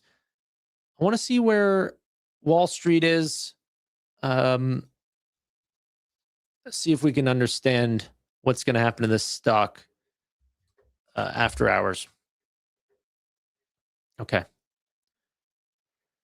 So the way Fiscal AI works is that they track all of the estimates here. So we can see the quarterly revenue, for example. So there's a range next quarter. So this one that will be announced today of roughly $113 billion to $120 billion in that range. Let's go ahead and visualize this really quickly. So they take all those estimates and it updates in real time as different analysts come out and change their views. You know what's wild about Wall Street and like some of the things that just drive me nuts and makes me hate the industry? You'll probably see it again, but this happened last quarter. Last quarter, what we ended up seeing was that companies like Wall Street analysts were giving prices on Google while the call was going on. So the earnings call hadn't finished and they were giving price targets on the names. as if there's going to not be new information that's end up announced. And that's so not a good way of looking at that. You know?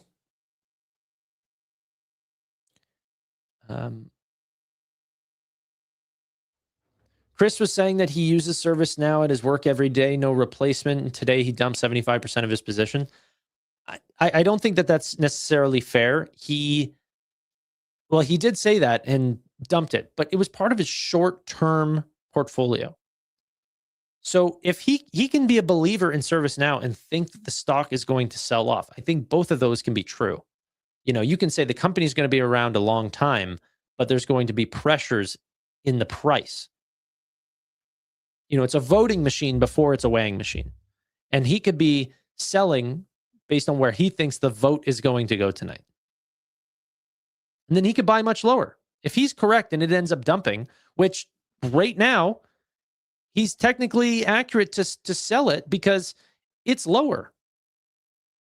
So I don't remember where the tweet was, but we're now at an intraday low. So he probably sold somewhere along this line. Okay. He could sell and buy it back right now. He would have made the difference. He would have gotten more shares.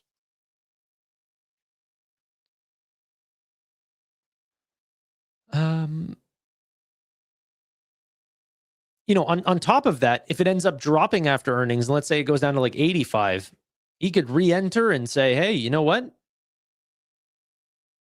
Oh, he had options, not equity. Oh, you're right. You're right. Yeah, it's true.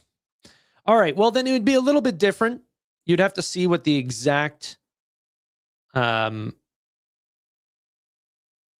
exact pricing is. But I don't want to see comments like this about him losing his credibility. That's not true at all. He did not have to reach out to you guys and even tell you that he trimmed his shares. That type of transparency, talking like him coming out and saying, you know, I put a $1 trillion price target on NVIDIA.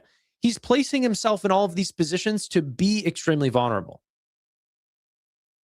He's either going to be extremely right or extremely wrong. And we don't even know the outcome of what happens tonight. So he could be right to sell it.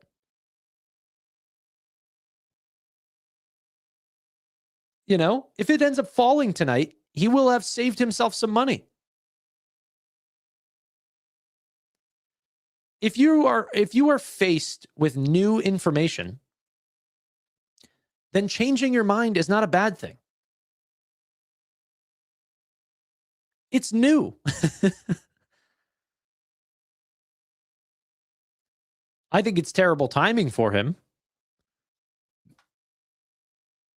But hey, we'll see.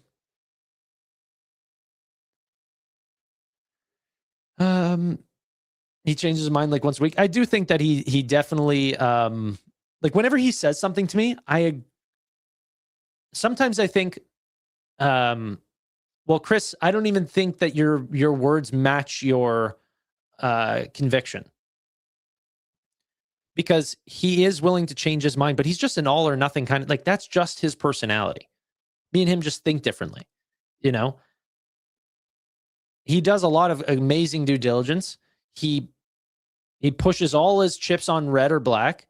And you know what? If he gets cold feet and pulls out before he loses too much, I think that's a great way to look at it.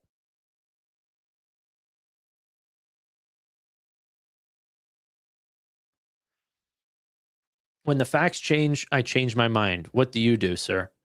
Yeah, no, seriously. When the facts change and you go, no, I'm sticking to it no matter what, that's way worse. Lose credibility for those people.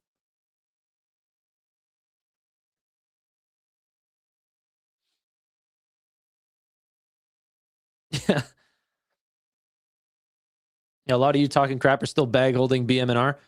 That's fair. You know what? Everyone, I saw a comment recently and it was like, you know, oh, you talked blah, blah, all this about BM&R and everything like this. It's like, dude, I started making all these videos about how I hated what was happening with BM&R. And I'm like, this is going in the wrong direction. I think that they're making terrible decisions by buying more well under 1 times MNAV. And then everyone was like, oh, you don't know what you're talking about. You think you know more than them, blah, blah, blah. And then it just kept crashing. And I'm like, yeah, of course I'm not going to be continuing to make content. I've lost my faith in the business.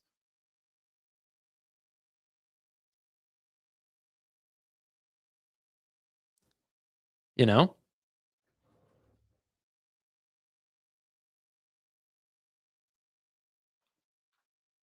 You're right. It's not a good look, but also like the facts are different. I think it's unfortunate timing for him.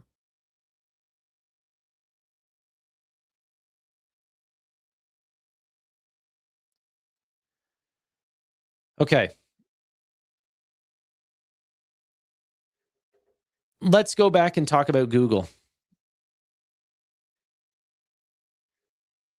The Sweet Googs is showing off their earnings tonight. Here's the things that I want to see. And let me size this correctly.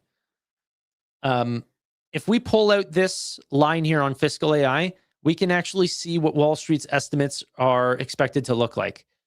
They expect that the growth rate, wow, they actually have going all the way out to, what is that, June of 2027?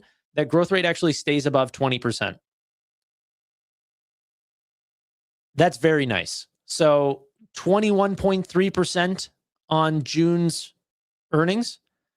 But we've been seeing this constant growth rate. And in fact, last quarter, we went from 18 to 21%, like huge spikes.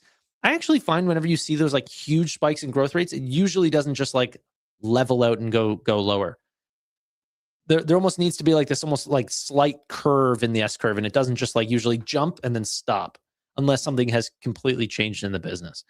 But in Google's business, this is not catalyst driven.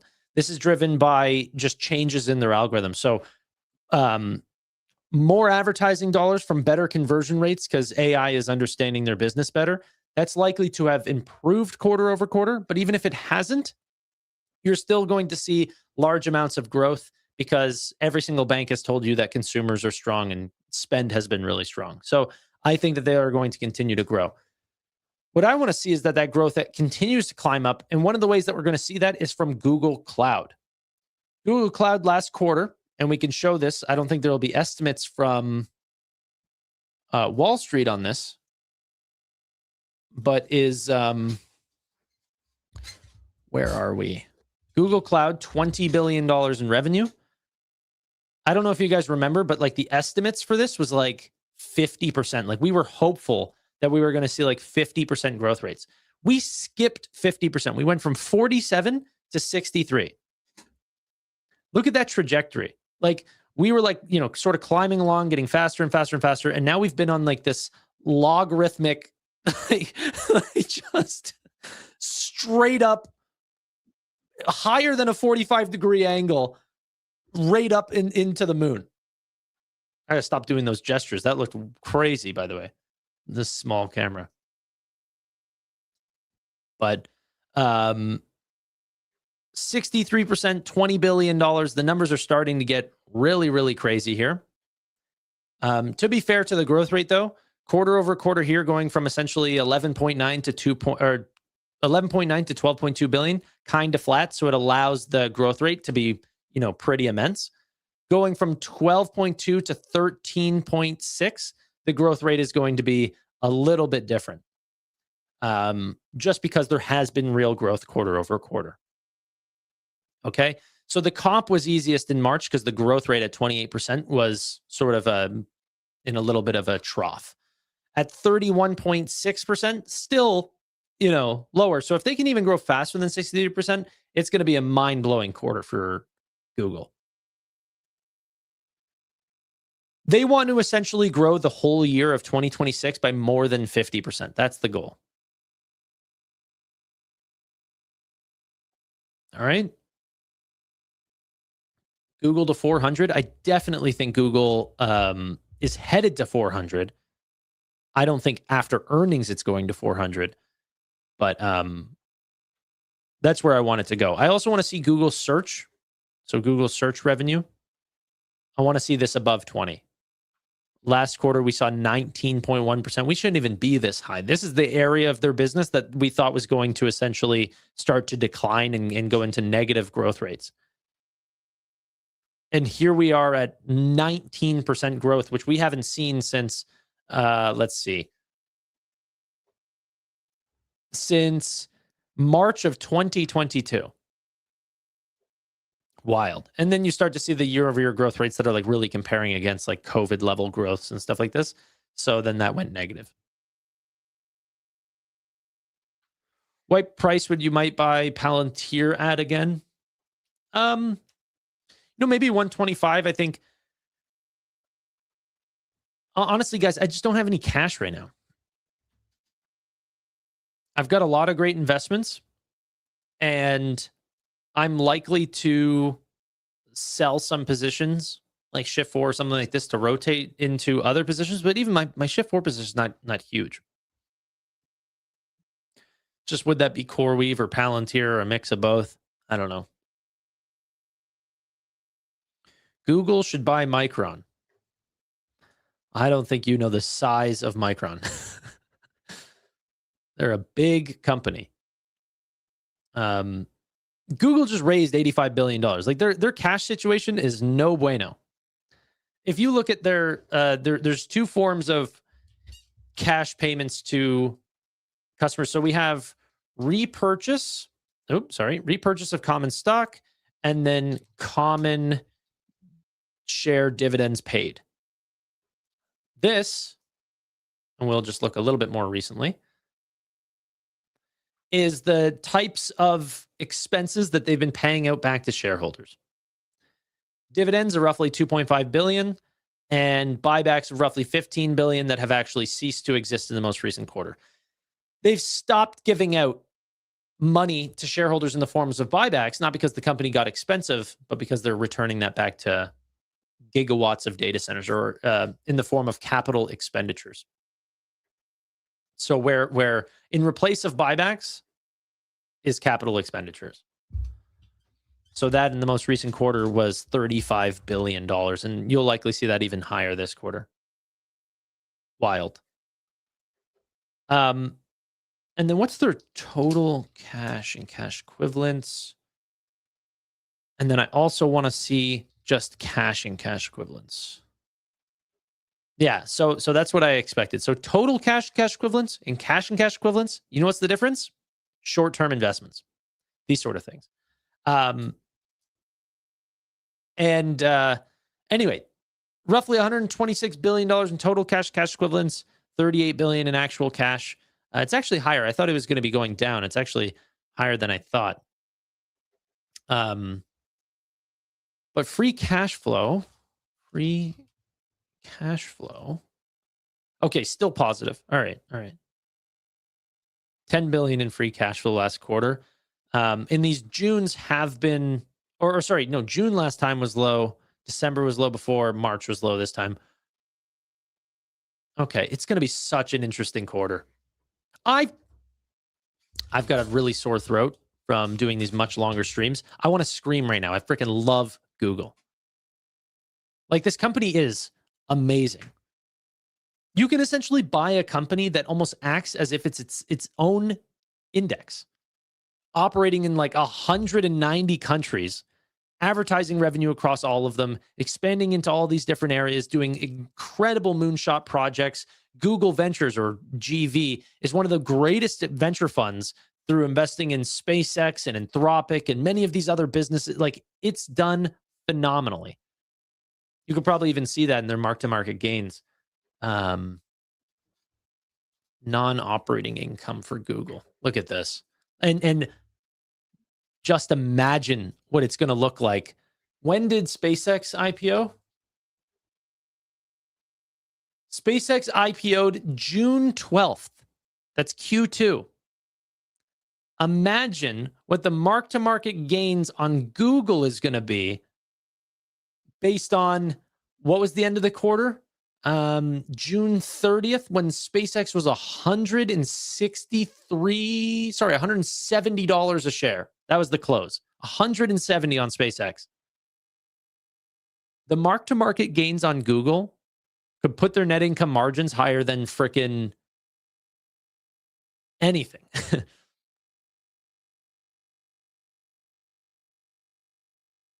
Tanner, if you had to choose Google or Amazon, I don't have to choose.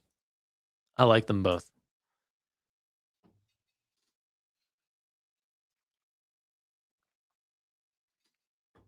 I want to see what Google or what would happen to Google if it reduced CapEx. I don't.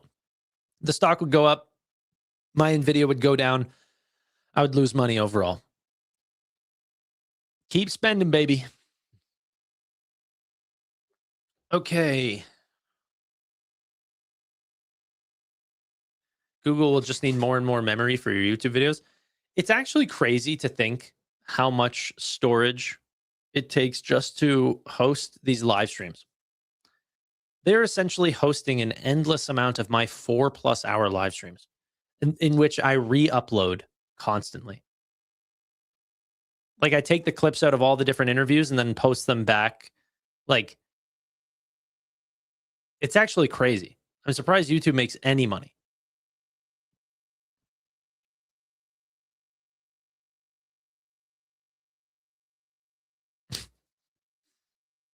Storage is not the same as HBM.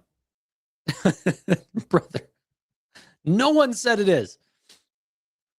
It's just a comment that I read in my own way. I'm just changing what they commented, and I'm just saying it is wild to know that they have to store all of that memory or all of that data.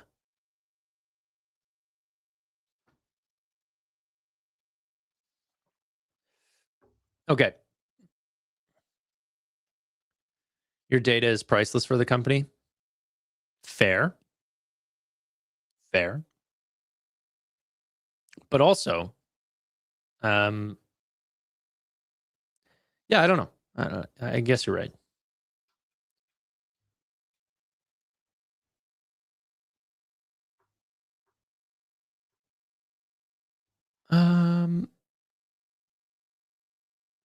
Google needs to increase or maintain at the very least. If they cut CapEx, everything is going down. Yeah, well, they won't cut because that's why they raised $85 billion is to spend more. They're not cutting CapEx. I don't know why everyone does this. We're like, we know everything's on the wall. We already saw what they just raised $85 billion. Why do you think that they would come out and say we're cutting CapEx? Same with Meta. Everyone's like, oh, you know what? They have excess compute. They're done playing this game. On the wall, splattered in big, letters. Meta seeking to raise tens of billions of dollars after Google just raised $85 billion. And you think they have excess compute? Everyone forgets the stories that happened 4 days ago.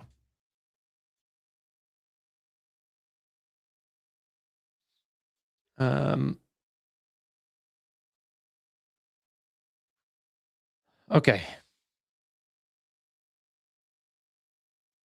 That's why if they do, it'll be catastrophic. Yeah, I know, but let's not...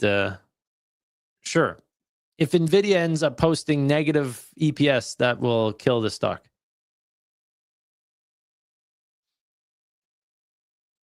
Do you think earnings will be bad for ServiceNow, Tanner? I honestly don't know enough about the company. I want a company like ServiceNow to do well. I think they're a fast-moving SaaS name, but in this environment, it is really hard to predict.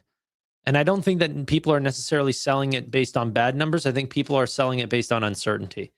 It's just like too hard to know, so might as well not play. Palantir's down 6.7%. Yeah, software is taking a beating, dude. IGV is down 3.2%.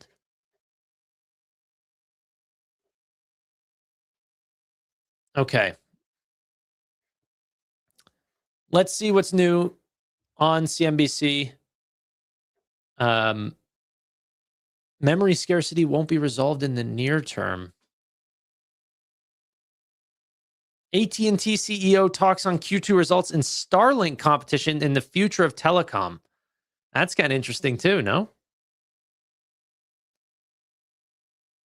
Ooh, there's a couple of these videos I want to watch. Let's start off with the memory scarcity, and I'm gonna make sure I fill my water. Use all the facilities. This is sort of like our halftime. We've got a guest coming on soon, at 2:30. So until then, it's going to be a little bit relaxing. Give my throat a break here for a minute. Is reasonably priced, not euphoric. He says there's no sign we are near the end of the cycle here. Let's bring in Andrew Sliman. He's senior portfolio manager at Morgan Stanley Investment Management. I had to play that up, Andrew. I mean, it's because there's a lot of people sitting out there and saying, yeah, this is going to be like the railroad boom and bust, maybe housing boom and bust. Do you agree with that? Do you think we're just not there yet, or do you think we avoid that outcome? Well, as it pertains to the very large tech stocks, they've done very poorly this year, right? They're barely up. And the reason is because Wall Street is obsessed with how much money they're spending. And so I find it entertaining. On the one hand, you have Wall Street and their obsession with quarterly earnings. On the other hand, you have the smartest people in Silicon Valley. They're saying this is an unprecedented opportunity to invest in data centers to meet the demand for compute. And every time I turn around, what do we hear over and over? There's a lack of supply and there's too much demand for compute. So I look at these stocks and say, boy, maybe we'll look back a couple of years and say this was a great opportunity because they're investing now and maybe their returns will come down the road. And if that's true, they won't be at these levels when it becomes clear to Wall Street. Right. So basically, if the straightforward explanation here, which is AI to them is a huge opportunity to make a lot of money in the future. They're building out their systems now. That's expensive, but they're going to reap those rewards. So you could, under that sort of theory, you would buy and own all of these stocks here. I think there is, a great rule of thumb, Kelly, is invest in scarcity. Invest in scarcity. There's a scarcity of memory chip. There is a scarcity of compute power. Now, doesn't mean the stocks can't get overhyped, and I think some of the memory names got overhyped early in the year, but the big hyperscalers, they're not hyped at all. We're going to talk in a moment with a couple of brilliant commodities investors, Andrew, and some of this talk about scarcity reminds me of investing in commodities, which they might disagree, but for the average person holding commodities, goes back to the Ehrlich bet in the 1980s, holding commodities over the long run is not always that profitable. And so, yes, they have scarcity now, but scarcity now doesn't mean scarcity forever. 100%. You're absolutely right. But I don't think that will be resolved in the near future. What is the difference between oil and compute power is there is a lot of oil on the ground. And lo and behold, we have a war, but oil goes to $100 a barrel. And somehow, some way, we get that oil out of the ground and it gets to the right people. So I think that's the key difference is how long until supply will catch up to demand. Ultimately the dot-com bubble blew when everyone that needed a router bought a router and then supply met demand. And I just think we're not there yet. And I keep going back to what I hear from companies over and over and over. Look at some of the software names that have missed or the large enterprise computing companies. They're missing because they're saying that spending is going towards hardware, not their products right now. The companies are screaming this over and over, Kelly. I think I believe that it's real. I'm eating almonds. We're going to keep eating almonds. I want to listen to that telecom one as well. Let's listen to that really quick. Hear if Starlink is competition for AT&T. And yeah, I got to figure out a way to do these longer streams, but also stay a little bit more physically active. Maybe a standing desk, maybe a treadmill, maybe a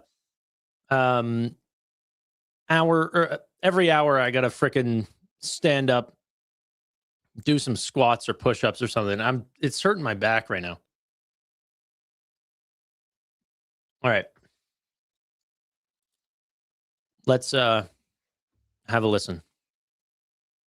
Shares trading higher by about 3.3% this morning. Earnings came in at 65 cents a share. That beat estimates of 59 cents. Revenue, $31.6 billion, slightly below the Wall Street consensus. But the company did confirm its full year earnings, and it has a lot of other numbers that really beat expectations. Free cash flow was up, and a lot of other things that we'll be watching this morning.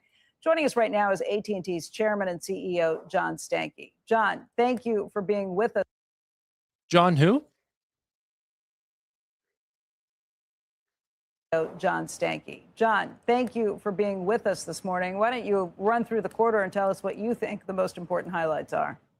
Well, look, it was a fantastic quarter. The team did a great job this quarter. We told everybody last quarter that our intent for this year was that we were going to step into accelerating growth, largely because we've been investing aggressively in the business over the last couple of years, and you would start to see it manifest itself through that and a combination of the M&A transactions we've done. And you saw exactly that. It's really encouraging to see the kind of volumes on customers. We had over 1 million new strategic accounts this quarter, which is great. I think in the last 3 years, we haven't established more new account adds into the business than what we did this quarter. Fiber was on fire, nearly 370,000 new fiber additions. Really strong in our postpaid voice and wireless at 430,000. That's all really, really good stuff, and that's what drove that acceleration in both our service revenue growth and our EBITDA growth, and of course caused us to look at our guidance and say we'll be at the upper end of what we expect in EBITDA as we move through the year, and EPS as a result of that strong performance. Cash was also there, and that's enabled us to accelerate some of our buybacks into this year, especially given the suppression in the stock over the last couple of months. It's a great buying opportunity, and we intend to step into it using some of our strong cash position to do that. You know, John, the stock is up by close to 3.5% this morning. Obviously, the street likes what you've been doing over the last 3 years. The stock is up by more than 55%. But if you're looking at the last 1 year, stock's off by about 16%. And that is not unique to AT&T. That is something that all the wireless carriers are facing at this point. The street's biggest concern seems to be competition coming from SpaceX's Starlink. And I think people are really eager to hear what you have to say about that competition, or the idea of whether you would ever allow them to sign a wholesale network deal with you. Why don't you talk just a little bit about that, because that does seem to be the issue, the broader issue the street's focusing on. Well, I think you can look at this quarter and look at the results and understand that in the market today, we're doing a lot of things that customers like. We have a fantastic product. We have the best broadband product that's out there that's built on the foundation of fiber. Our wireless business gets stronger and stronger. We bolstered the performance of that business with some really important and strategic spectrum acquisitions. And the two products together are giving us fantastic results. You saw the percentage of customers that buy both products from us jumped dramatically and continues to improve. You see that when we do that, we can manage churn. We saw improvements in churn this quarter, which is a reversal of a trend that's going on. You're seeing that we're able to pick up not only consumer customers, but business customers. We return to business growth this quarter, and we expect that that's going to be a continued trend on through 28. It's the strength of our business and what we can do today. We have all the pieces we need to put the best product in the market. There are going to be new competitors, and there are going to be folks that come in, but the reality is that they're coming to the game very late after this industry has been established. They have to catch up with substantial amounts of infrastructure investment that's been going on for decades, inside hospitals, on university campuses, in stadiums, in tall buildings. All those things are expectations of customers today, that it works wherever you go. We handle 98+% of the traffic on a converged customer that a customer generates already today. There's a small percentage that sometimes the customer walks off the network, and by next year, with the partnerships we've established, we'll be able to deal with that as well. So we're in a place where we've got the right assets, we're handling things incredibly well, customers love the product. We can compete with anybody that comes in, and we're in a very, very strong position with the best product out there. Yeah, John, there's a view on Wall Street that the wireless companies all learned their lesson by cutting some of these wholesale agreements with the cable companies that worked out to really create competitors they didn't want there in the past. And so there's a view that a company like an AT&T or a T-Mobile or a Verizon would not do those wholesale agreements with Starlink. Is that your estimate on that? Or, there's also another view that TD Cowen, an analyst there, put out that said, look, AT&T has the best fiber optic network, so it's in the best position. It would lose the least. If it were to cut a deal with someone like a Starlink, it would be in the best position to continue to compete. Which of those two views is a better assessment of how you see things? Yeah, the point of view, and I think I've articulated it before, I can't speak for my peers in the industry, obviously, but we do wholesale agreements when we think there's a part of the market that we can address with our distribution, our brand, and our product. And when it makes sense for us to get a partner in that can go and do that better than we do, then we say that's a good time to go and have a wholesale arrangement if we can't self-perform to get to the market with our brand and our capability. All right. I don't know how I feel about all the infrastructure thing. Isn't the whole point of what Starlink is doing is that you don't have to have that infrastructure? A single satellite can cover a pretty good portion of what's on the ground. And that's the interesting part about data centers, not that we have all that infrastructure. That it's much easier to put thousands of satellites around the world than it is to cover the ground and all of that fiber cabling and hardware down there. I don't know. It'll be interesting to see how that pans out. By the way, I did not mean to bomb you guys with an ad. I only saw one comment of someone that got an ad. Did you guys all get an advertisement there? I was trying to see, because there's a button, which I've never pressed before, and I thought it was going to essentially allow me to see if I can insert a 30-second ad, a 1-minute ad, a 2. Like, I didn't know what it was. So I was just going to see, well, no ad for you because you're a member. No. Are the people who are saying no, but are you guys on premium?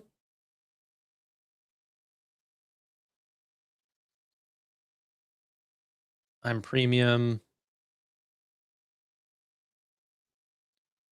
Okay. Yeah, because I accidentally pressed it and I was like, oh my God, I'm so sorry. But yeah.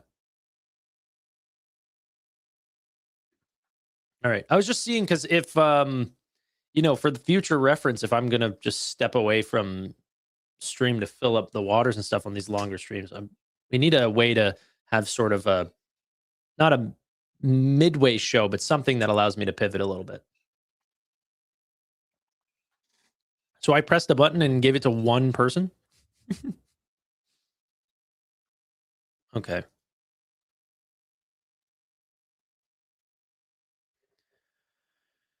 Okay. Let's go. SMCI selling off a little bit. We were at 32.28. We're now at 30.80.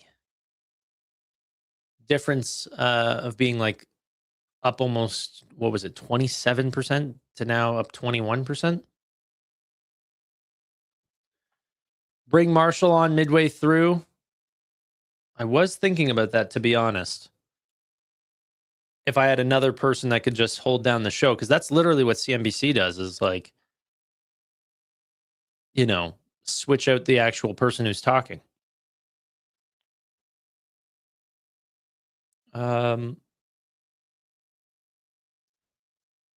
Okay. That's Steve's favorite button. No, Steve has it on automated, so it just goes off randomly. But I find it hard to do that. Like, I only want to do that if I'm going to step away, and like legitimately the alternative is you get an ad or there's no content at all anyway. But if I'm in the middle of a discussion, I find it a little bit harder. If you're listening to an earnings call, no one's going to listen to an earnings call with an ad.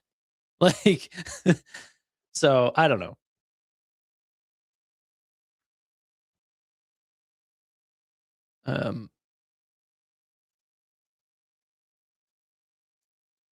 I mean, CNBC. Yeah, no, I get it. I think we'll find ways that I think will be fun and entertaining, where I can still be able to stretch a little bit. And like, I also thought about some stream ideas where if I brought some walking pad in here or something like this, that I couldn't stop streaming until, I got 10,000 steps in or something. I don't know, some fun way to make it entertaining. We could still cover the markets and everything, but just like a sort of a secondary objective that also keeps me a little bit fit and healthy. I'll find something. But one of the things that I really, really am focused on right now is just making sure that we're constantly covering the markets in case anything does come up, that we immediately cover it for everyone. Mind you, we do have another guest joining us in about 15 minutes or so. So that'll be great. Anthony Noto tweeted a little bit ago. He said, durable rules for digital assets are critical for U.S. global competitiveness. Glad to see some momentum on the Clarity Act, and the time is now for everyone to get together to support this. It protects consumers and lets us build safely under homegrown regulation. Congress should pass it immediately. Let's go. Okay, I didn't see any update on this Clarity Act. So, Clarity Act being signed into law in 2026 hits a new low at 37%. Okay, what are we talking about here? Senate Republicans released updated text that would bar presidents and other federal officials from issuing or sponsoring digital assets. The DOJ could fine violators up to $250,000 per day.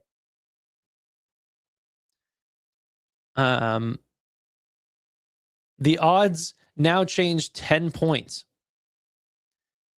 Republicans need Democratic support to reach 60 vote threshold.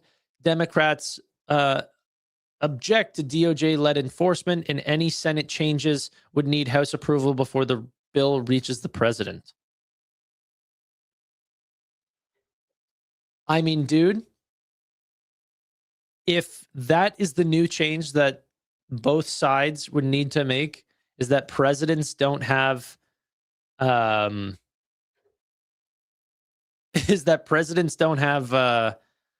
their own meme coin, I think we can figure it out.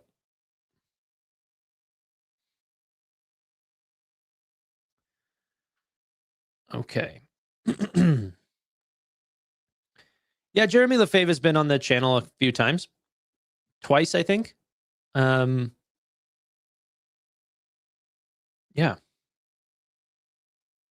I'm the reason he holds SoFi now. There's a few of those, like FinTech. Curran, if you guys follow him, Kieran. The reason why he talks about Nubank is I pitched that to him. And those are some good frickin' companies, I got to tell you. When was Jeremy on? Probably years ago at this point. You can just type in future investing Jeremy Lefebvre. I'm sure something comes up. Yeah, you know me. Kind of Googleable. So dumb. Okay.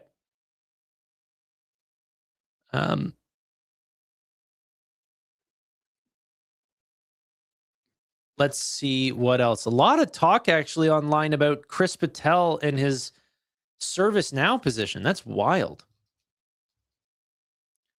I didn't know he was popular like that.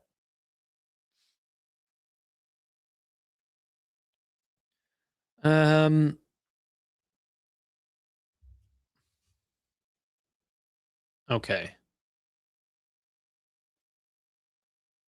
Oh, this is an important point too.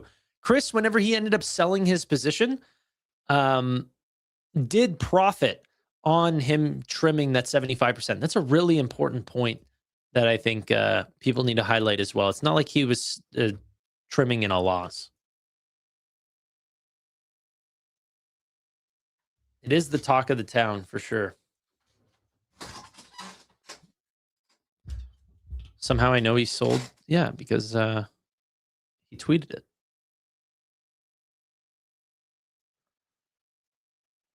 Okay. What happened to that Wix guy? Manuel's still making content. He more has a Substack than a YouTube channel, though. He showed screenshots? Yes. Yeah.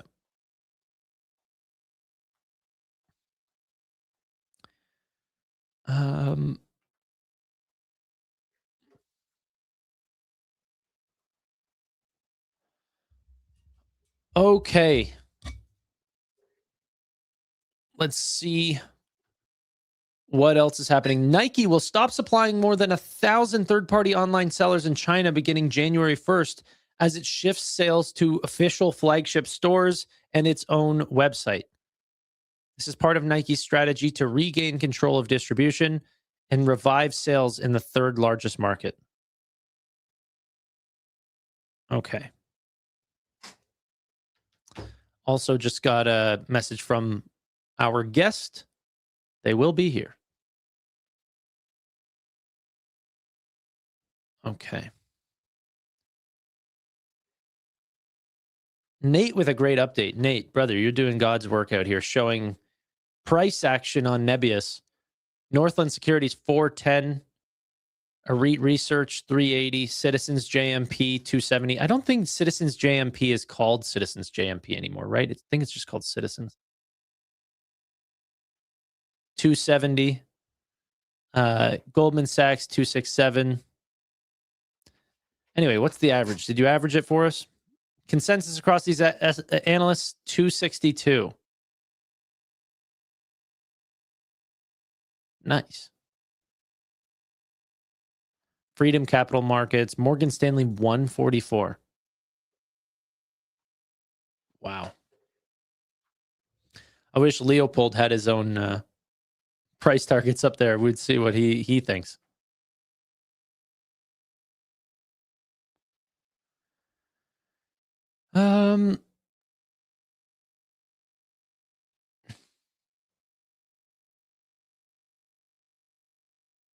I want to see ServiceNow drop to the low 80s. It would be nice to, if I could buy into that. But even then, like ServiceNow at 80s or just Palantir here at like 120. It's not like Palantir isn't down today as well, you know? Down 6.7%. 123. Chris is not the guest for today. But maybe later on. Maybe next week or something like this. Okay. Let's continue here. AI is forcing the cyber industry to revisualize how it operates. Trusted Sex, David Kennedy. Is the changes that we've seen, like I genuinely don't know the answer to this, is the changes that we've seen for companies like, also, I would love for you guys to let me know, is there someone that you'd want to hear from in terms of an interview of a cybersecurity expert? Okay. I would love to know somebody who can talk to us about CrowdStrike, Rubrik, Palo Alto, something like this. I think that would be great.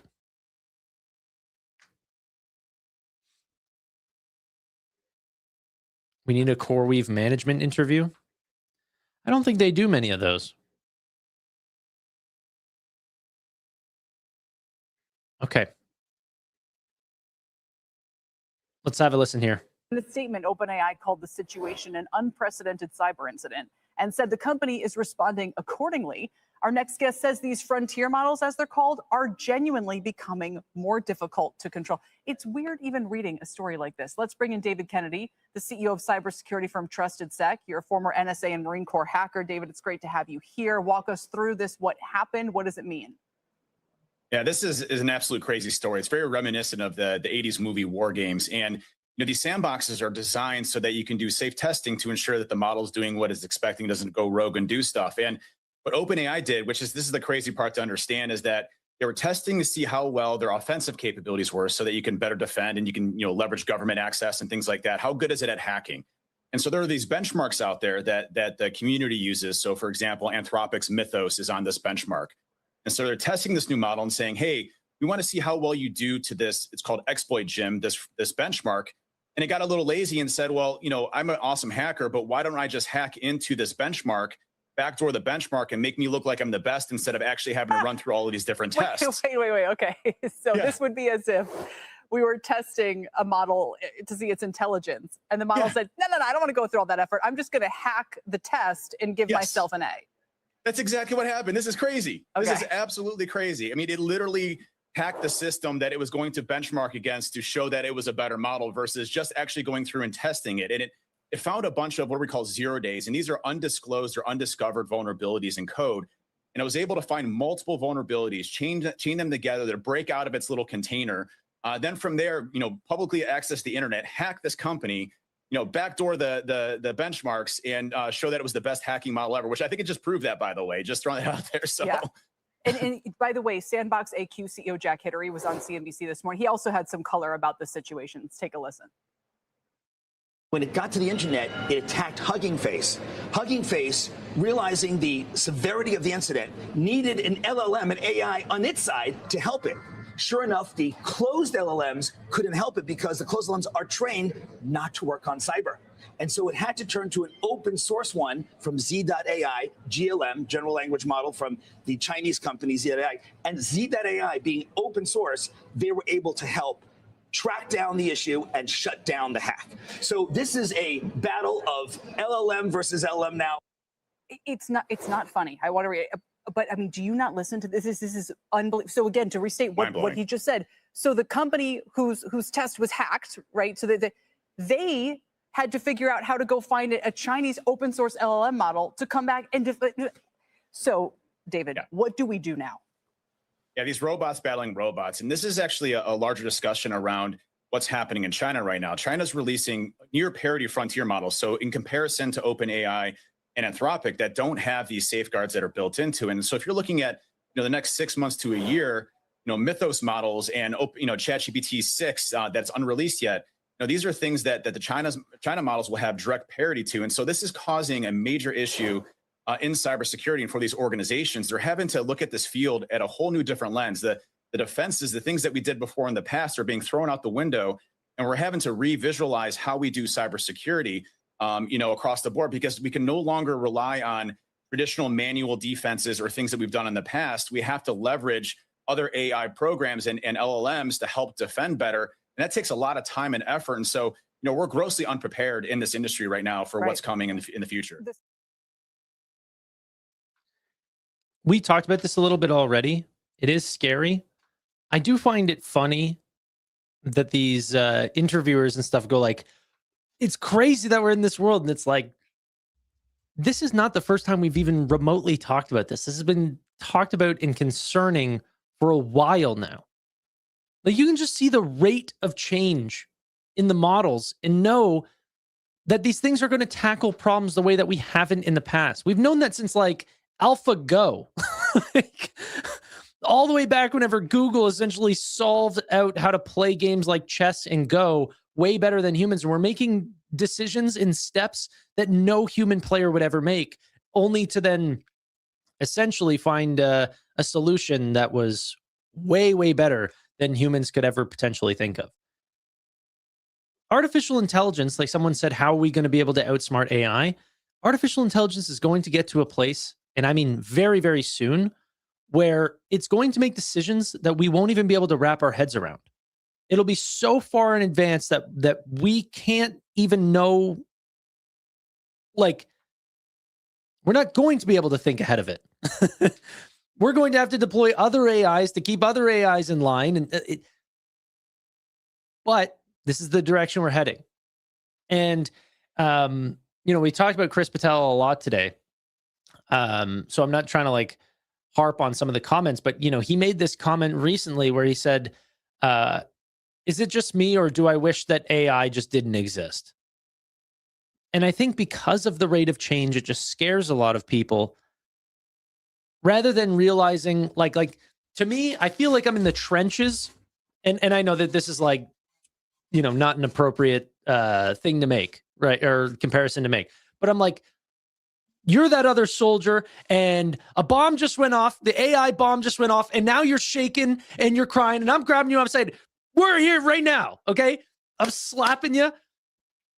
Like, you can't wake up. No pinching yourself. You can't put the genie back in the bottle. So stand up and get your act together. We're here now. Okay. This is where we are in AI. So Chris, stop crying. All right. Stop worrying about Claude's new things. You can't put the genie back in the bottle. Time to grow up, record your screen doing a task, and then let it figure it out for you. Yeah, sir. Yes, sir. That's what I want to hear from you guys. Exactly. But obviously there's going to be a lot of change, right? And I can't predict the future. I don't know where it's going to go, but I can confidently predict that these types of skills and these models are not going to get dumber over time. There might be, moments where, regulation or something like this ends up slowing down the curve of innovation. And right now it's just very fast right now. I don't know. But I think that these comments from Chris can actually make you quite biased whenever you're trying to decide whether or not NVIDIA should be a $10 trillion company or a $1 trillion company.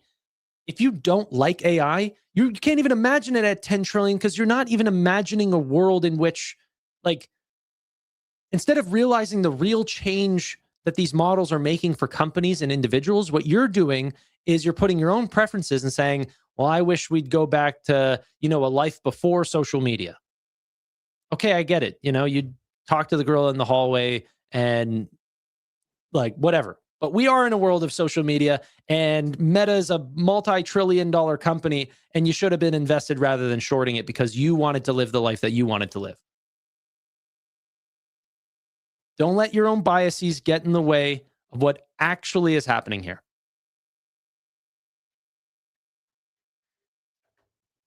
Andrew, too. You get a slap. No, you get a slap, Andrew. You were the one earlier telling this is all a bubble and everything like this. And we've got AIs that are teaching itself how to do manual tasks so then you never have to do them again. Think about the amount of manual tasks that you have at your daily job. I promise your job is not smart enough where it won't be able to replicate what you do.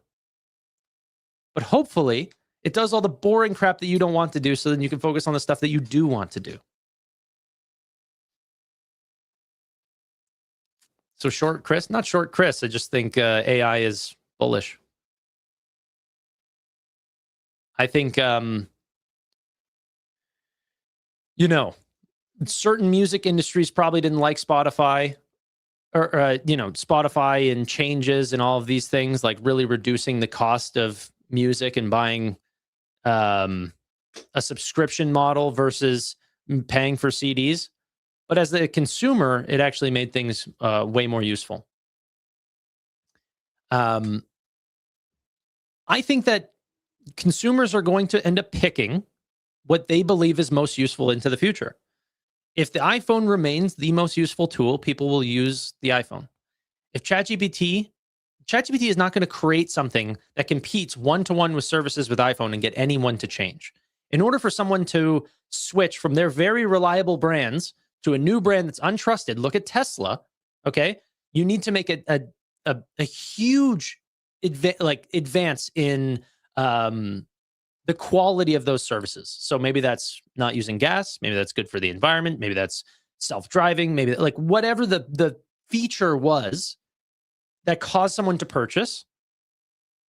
And I'm not making a statement about the environment, or I don't want to see lithium mining is, I'm not saying that. I'm just saying the reason why someone could have purchased could have been for, environmental purposes or whatever, that potentially Ford, GM, Volkswagen, whatever, was not giving them a reason to purchase for.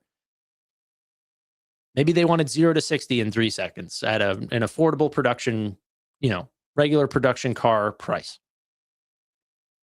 Whatever it is, it was very, very different than the ICE vehicles of the past.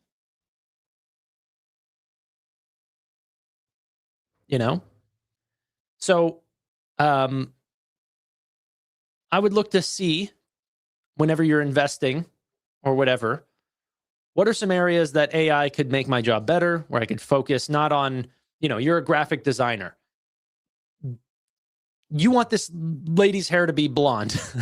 Do you actually like to go through and change the color and do all this stuff? And mind you, back in the day, that was like sketched on pencil. Now you're already using Photoshop on these drawable tablets and everything. And you think that that is the way that work should be done. The people of the past looking at you using your digital, touchscreen tablet monitor would think that you're insane. You're like, oh, you took out all the work of being a designer. And now you're doing the exact same thing that the horse and carriage people and the people before that are saying to the next thing. You're saying, oh, no, you shouldn't just be able to tell it that it has blonde hair. You have to do it. Why? Creativity's still going to be there. The creativity's in the person. Cameras, I had to draw it myself. Yeah. Anyway, I had fun ranting. And you obviously don't have to agree. And there will be areas where I'm definitely wrong. Do you ever use stop losses to protect against a sudden downturn? No, bro. I'm I was gonna say a really bad word, but I'm okay to pivot a little bit of my strategy from time to time, and I'll sell out of a name at a loss or something like this. And usually I'm quick to do that because I follow my stocks very quickly. But I've held stocks that I want to continue to hold on to that would have ended up falling past stop losses or something like this, and I would have wanted to continue to hold on to those companies. And CoreWeave is probably a really good example of that. Started buying in at 105, went down into like the 60s. Dude, this company's better at 60 than it was at 105. I don't want to sell that.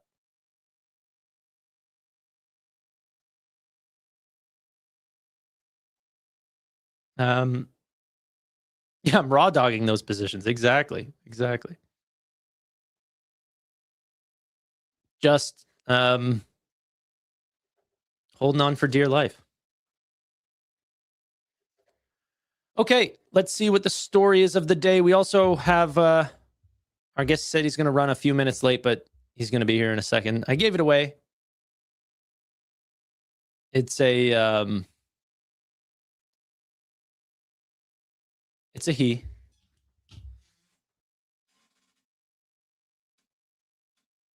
Okay.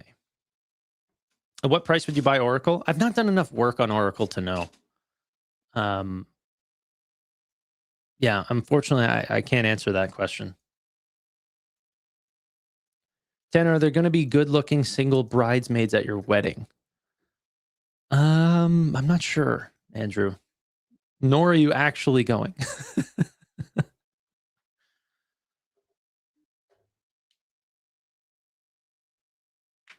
Palantir versus Tesla. Well, I hold Palantir and I don't hold Tesla. So I would say Palantir right now. Tesla is an interesting name. I'm not denying that. But I think like real profit made from Cybercab is still a little whiles away. And yeah, any major spike in their earnings, I think, is still a little bit, out from here. I think those political concerns are still happening. Like I see it on, Reddit or something like this. Like people talk about like, oh my God, you look like a guy that would drive a Tesla or something like this. It's like, dude, it's just an electric car. But people place that political view with a vehicle. And I hate that concern that, 50% of America or whatever might be, because a lot of cars are status vehicles. Matt bought a Porsche, not because it's the fastest car that he could get for the money, but because it's a damn good looking car and he looks good in it. And it's, it's part of the status. He's making good money. Or if you're a mom, maybe you don't want a Porsche. That looks a little bit weird, but maybe you want a high safety minivan or something like this. The status to you and your friends is that you're a protective mother and you take care of your family or whatever. And so if you're somebody who's left leaning or something like this, you definitely don't want a Tesla, because then it's telling the opposite side that, you know what, you don't care as much for your political views. And like, what I'm trying to say is, I think it's bad whenever companies take political stances. And Tesla didn't take a political stance, but obviously very outspoken CEO did. And I think that's always a dangerous place. Like, for example, Jensen Huang, dude, if Kamala Harris got in, he would have been like, Kamala Harris is making the best decisions for AI. Like, regardless of, CEO. And you could tell because whenever the wealth tax conversation started to come in with California, he's like, dude, California is the greatest. We're never leaving. These are great mayors here. Great politicians of California make great decisions. And then on the other thing, he's like, Trump's doing the absolute best. They're two different sides of the spectrum. And he's like, everyone's doing an amazing job.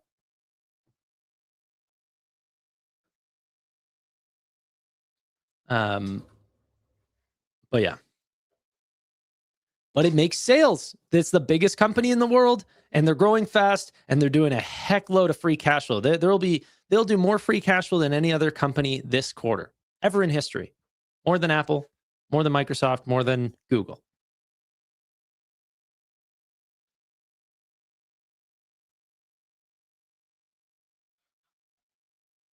Okay. See, I'm not making a political statement. I'm just saying that, like, am I crazy? Do you guys, even if you're on the left or the right, do you not think that people are bothered by Elon's comments? Like, you have to be, like, you might disagree with what they're saying, but they still took concern with it. It doesn't matter. It doesn't matter if they're right or wrong. It matters what they think.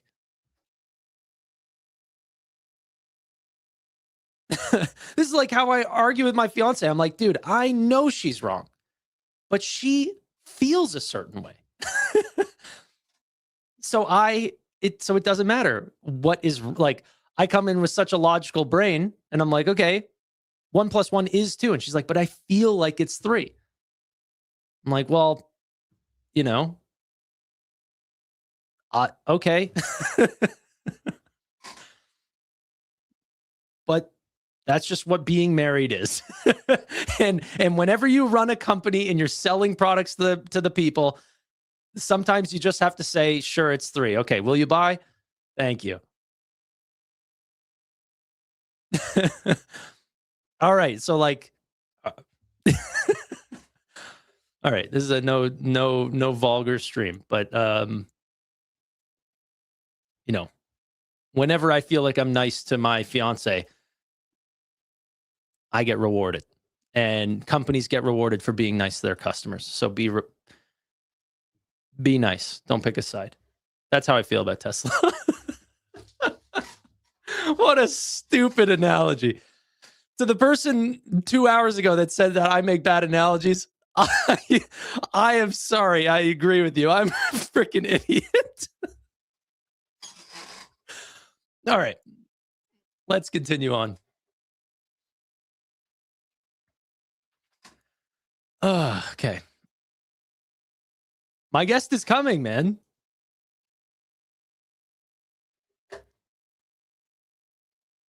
They're coming.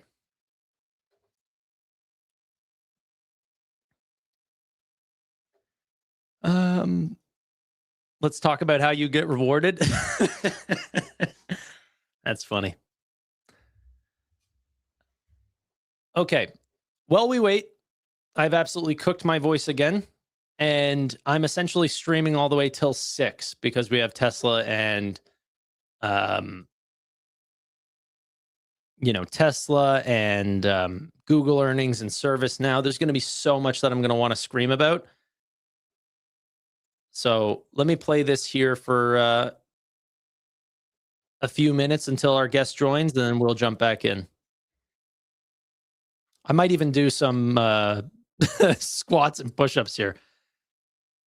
Can we get an over-under on how many push-ups I'm going to do? How many of you guys think I'm going to do? Who wants to bet on it? Anyone want to take the under on 10? $20 on 10? $20 on 15? Let's gamble on it. I've got a PayPal account. Under 30? So if I do 31, I get paid out?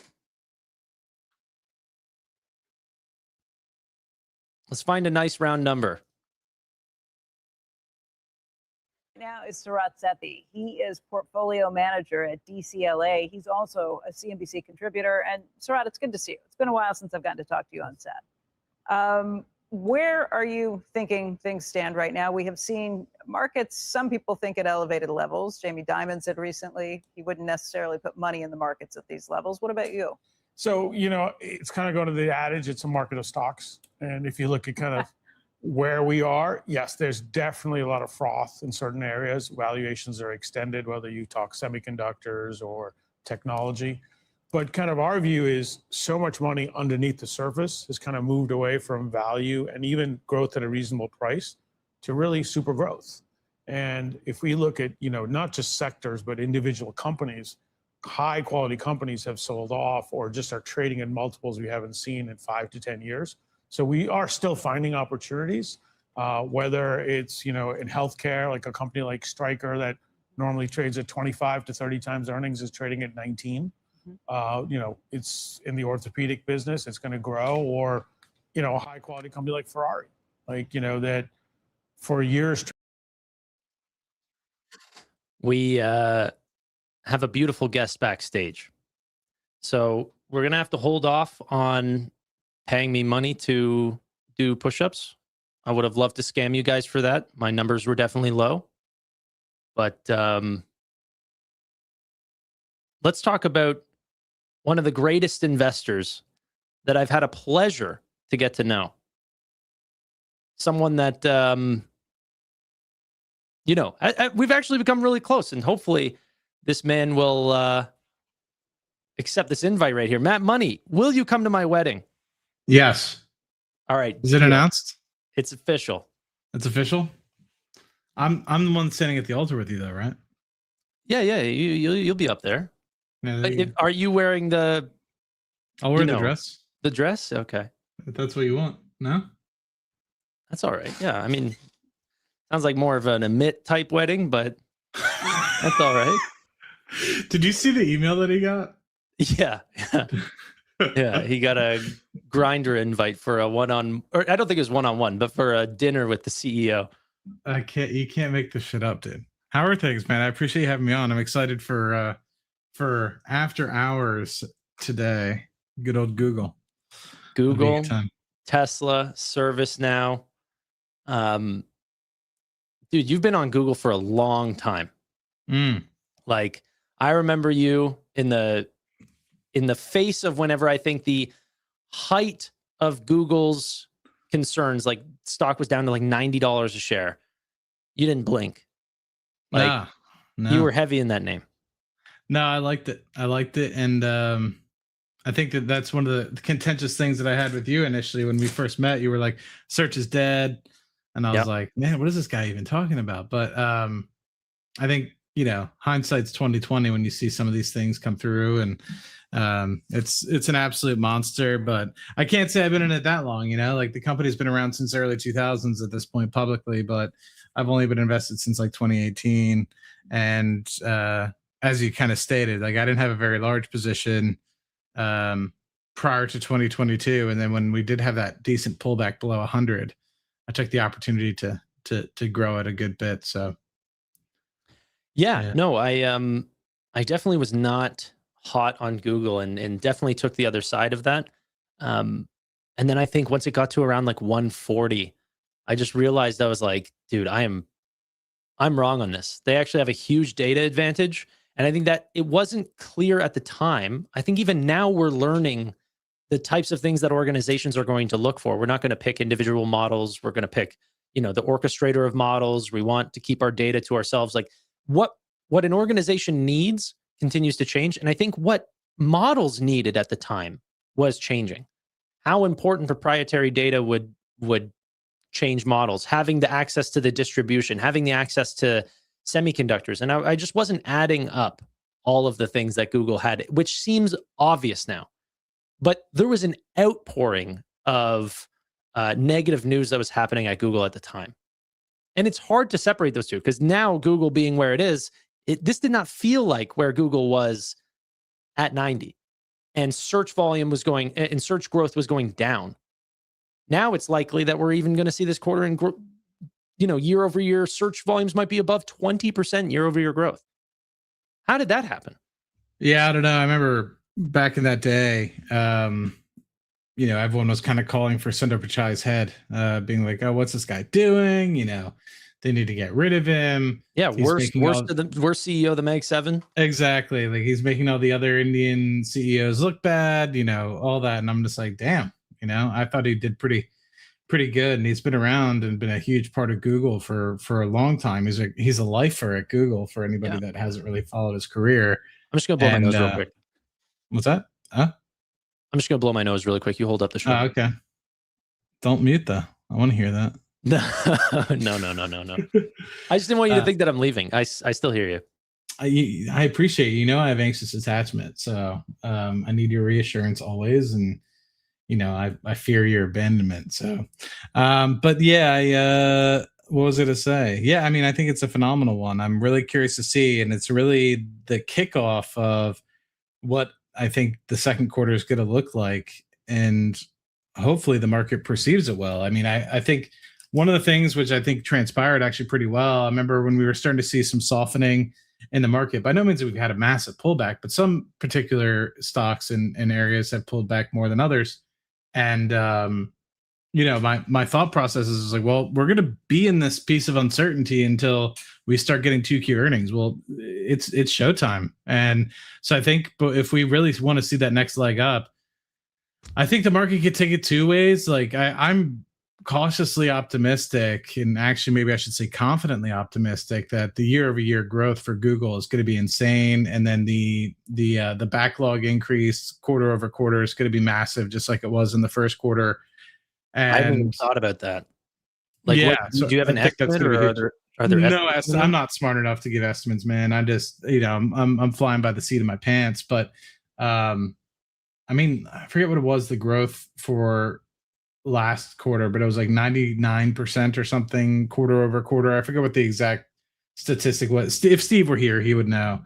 But I think what still may spook folks is if they come back out and they say, you know what, we're still going to increase CapEx for the rest of the year, and we're going to grow it to north of 200 billion for next year, and free cash flow is still going to be basically zero or slightly negative. We'll probably have to issue more. And I think that we're still in this next couple quarter area where, until people start to be able to see that free cash flow piece actually start to come back, they might be a little skittish. So I don't know. I think that there's going to be a lot of great things, and I think there's going to be some things that that give people some weariness, which is, I think, if and when free cash flow comes back in 27, or is that something we have to wait to 2028 for? Yeah, really quick on the topic of CapEx and stuff, how does that work? Like, I think we did like $35 billion of spend. They have since cut, that was last quarter. They have since cut their buybacks. They've raised $85 billion. Like, what's the CapEx going to be this quarter and the quarters preceding? 40s, 50s. What was their total for the year? 180, I think. 180 billion. I think that was around there. Yeah. Yeah. So then they definitely need to ramp it up just to hit that target, let alone if that gets raised. Yeah. Like, can you, like, hilarious, right? Like, you said it on the head. Like, I think they were aiming for 75 or $80 billion in buybacks just a couple quarters a year ago, couple years ago rather. And now it's like, no, we're pausing all buybacks. We're reinvesting, which is insane because I'm a huge proponent of that. Like, I love when companies reinvest themselves and continue to innovate. And I think a lot of other people as well.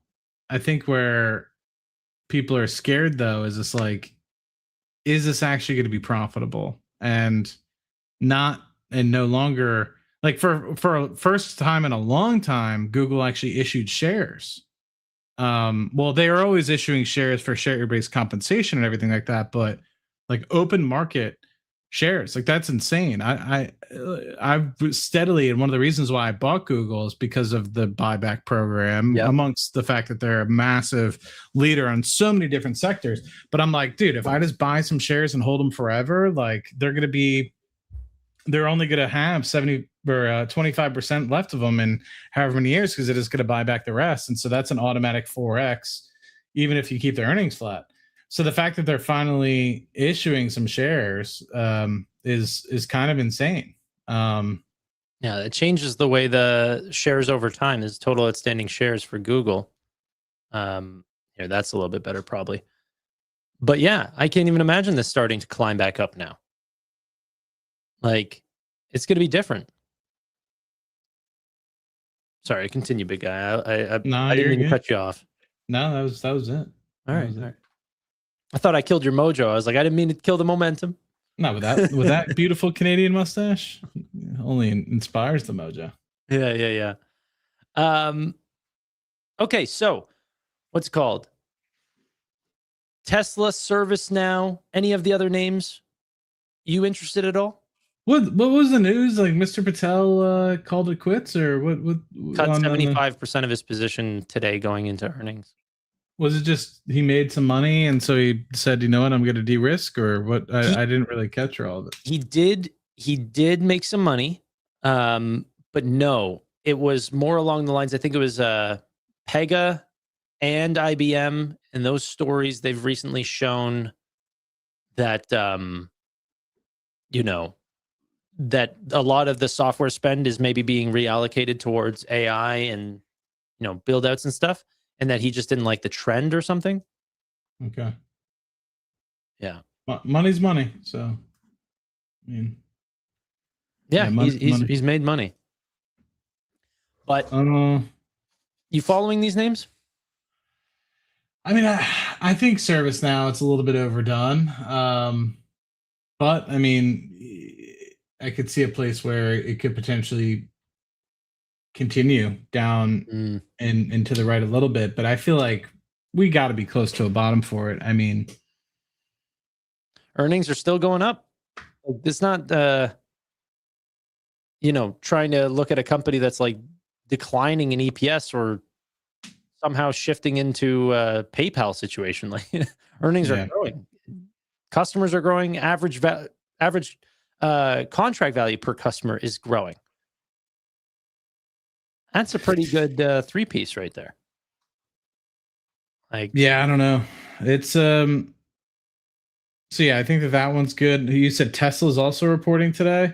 Correct. Tesla needs to see an improvement on their ops margins, and I think they had a lackluster quarter for energy last year, or not last year, last quarter. That has been once the cooling off of the automobile sector kind of transpired over the past several years. It's really been a show of how are the mega packs being sold and what kind of money they can generate from that piece. And the first quarter didn't show very favorably, and you're kind of in between this place where you're waiting for robo-taxi and you're waiting for Optimus to kind of come out. And unless you have energy kind of come in to help save the day on margins, it might just be another lackluster quarter on Tesla. I've never understood it. I understand. I think by no means, I think Tesla is one of the greatest companies ever created, but by no means do I think it's worth the valuation that it is, unless they actually do fully knock out the Optimus and the robo-taxi piece. But I want people to hear like my words.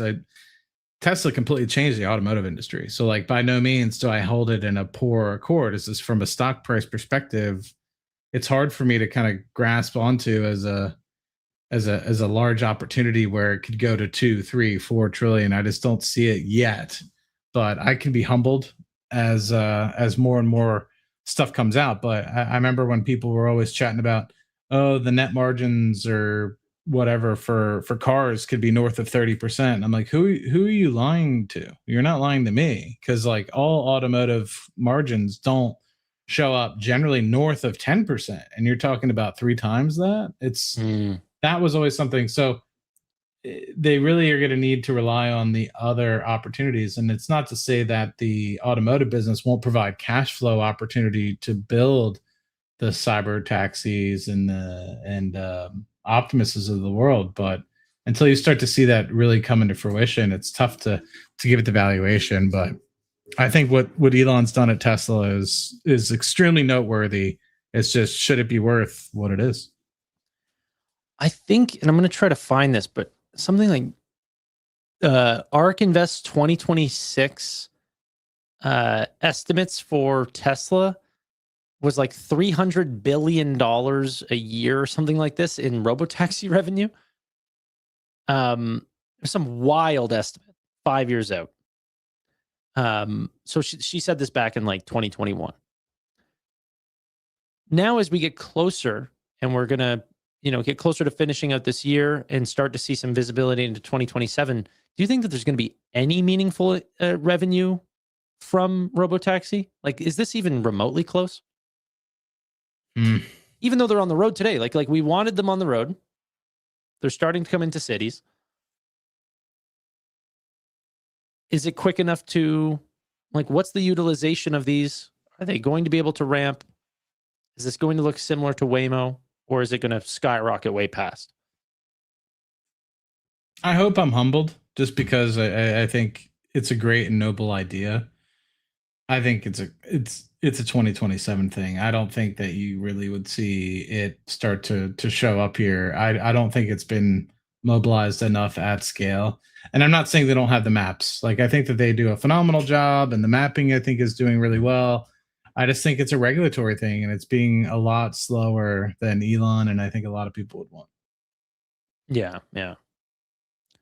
But I keep seeing more here in Houston. In Houston, for a while, we got a Waymo like 2 or 3 years ago, and then it was immediately taken off the road within a week or two. And Really? now I'm continuing to see more and more in the area. So cautiously optimistic. And Houston's a pretty big city, so if they're able to make it work here, then fingers crossed. Yeah, it's really vanity right now, because the Waymos are sometimes more expensive than the Ubers. So after you've done it once, I have no reason to do it again. There's like, maybe safety comes into it, but I don't feel my safety is threatened in an Uber or something. But the Teslas are cheaper if you end up going with the robotaxi option. I think they're, for most rides, like $6, $7 or something like this. Dude. But I don't know. I just don't know how long that actually takes to scale up, or if we're still waiting on that regulation to just be able to flick the switch on, all the cars that people have existing. And then we have, hundreds of thousands of cars on the road the next day. And then does everyone get the app? And do we, does it become popular overnight?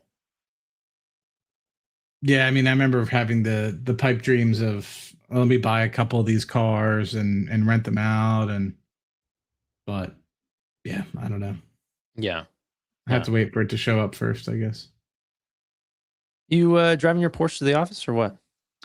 Not this week. I drove it a little bit over the weekend. Had a date or two, so that was nice. I put on more miles on it than I have thought. Every time I'm like, should I just drive the regular car? And then I'm like, nah, fuck it. Let me drive the nice girl. So yeah, I mean, you only live once, right? Like, enjoy it. Yeah, part of me. And I'm like, I'm not rich enough. Like, if you keep the miles down, you're able to kind of keep the costs kind of flat on, like, because they generally hold their value pretty well.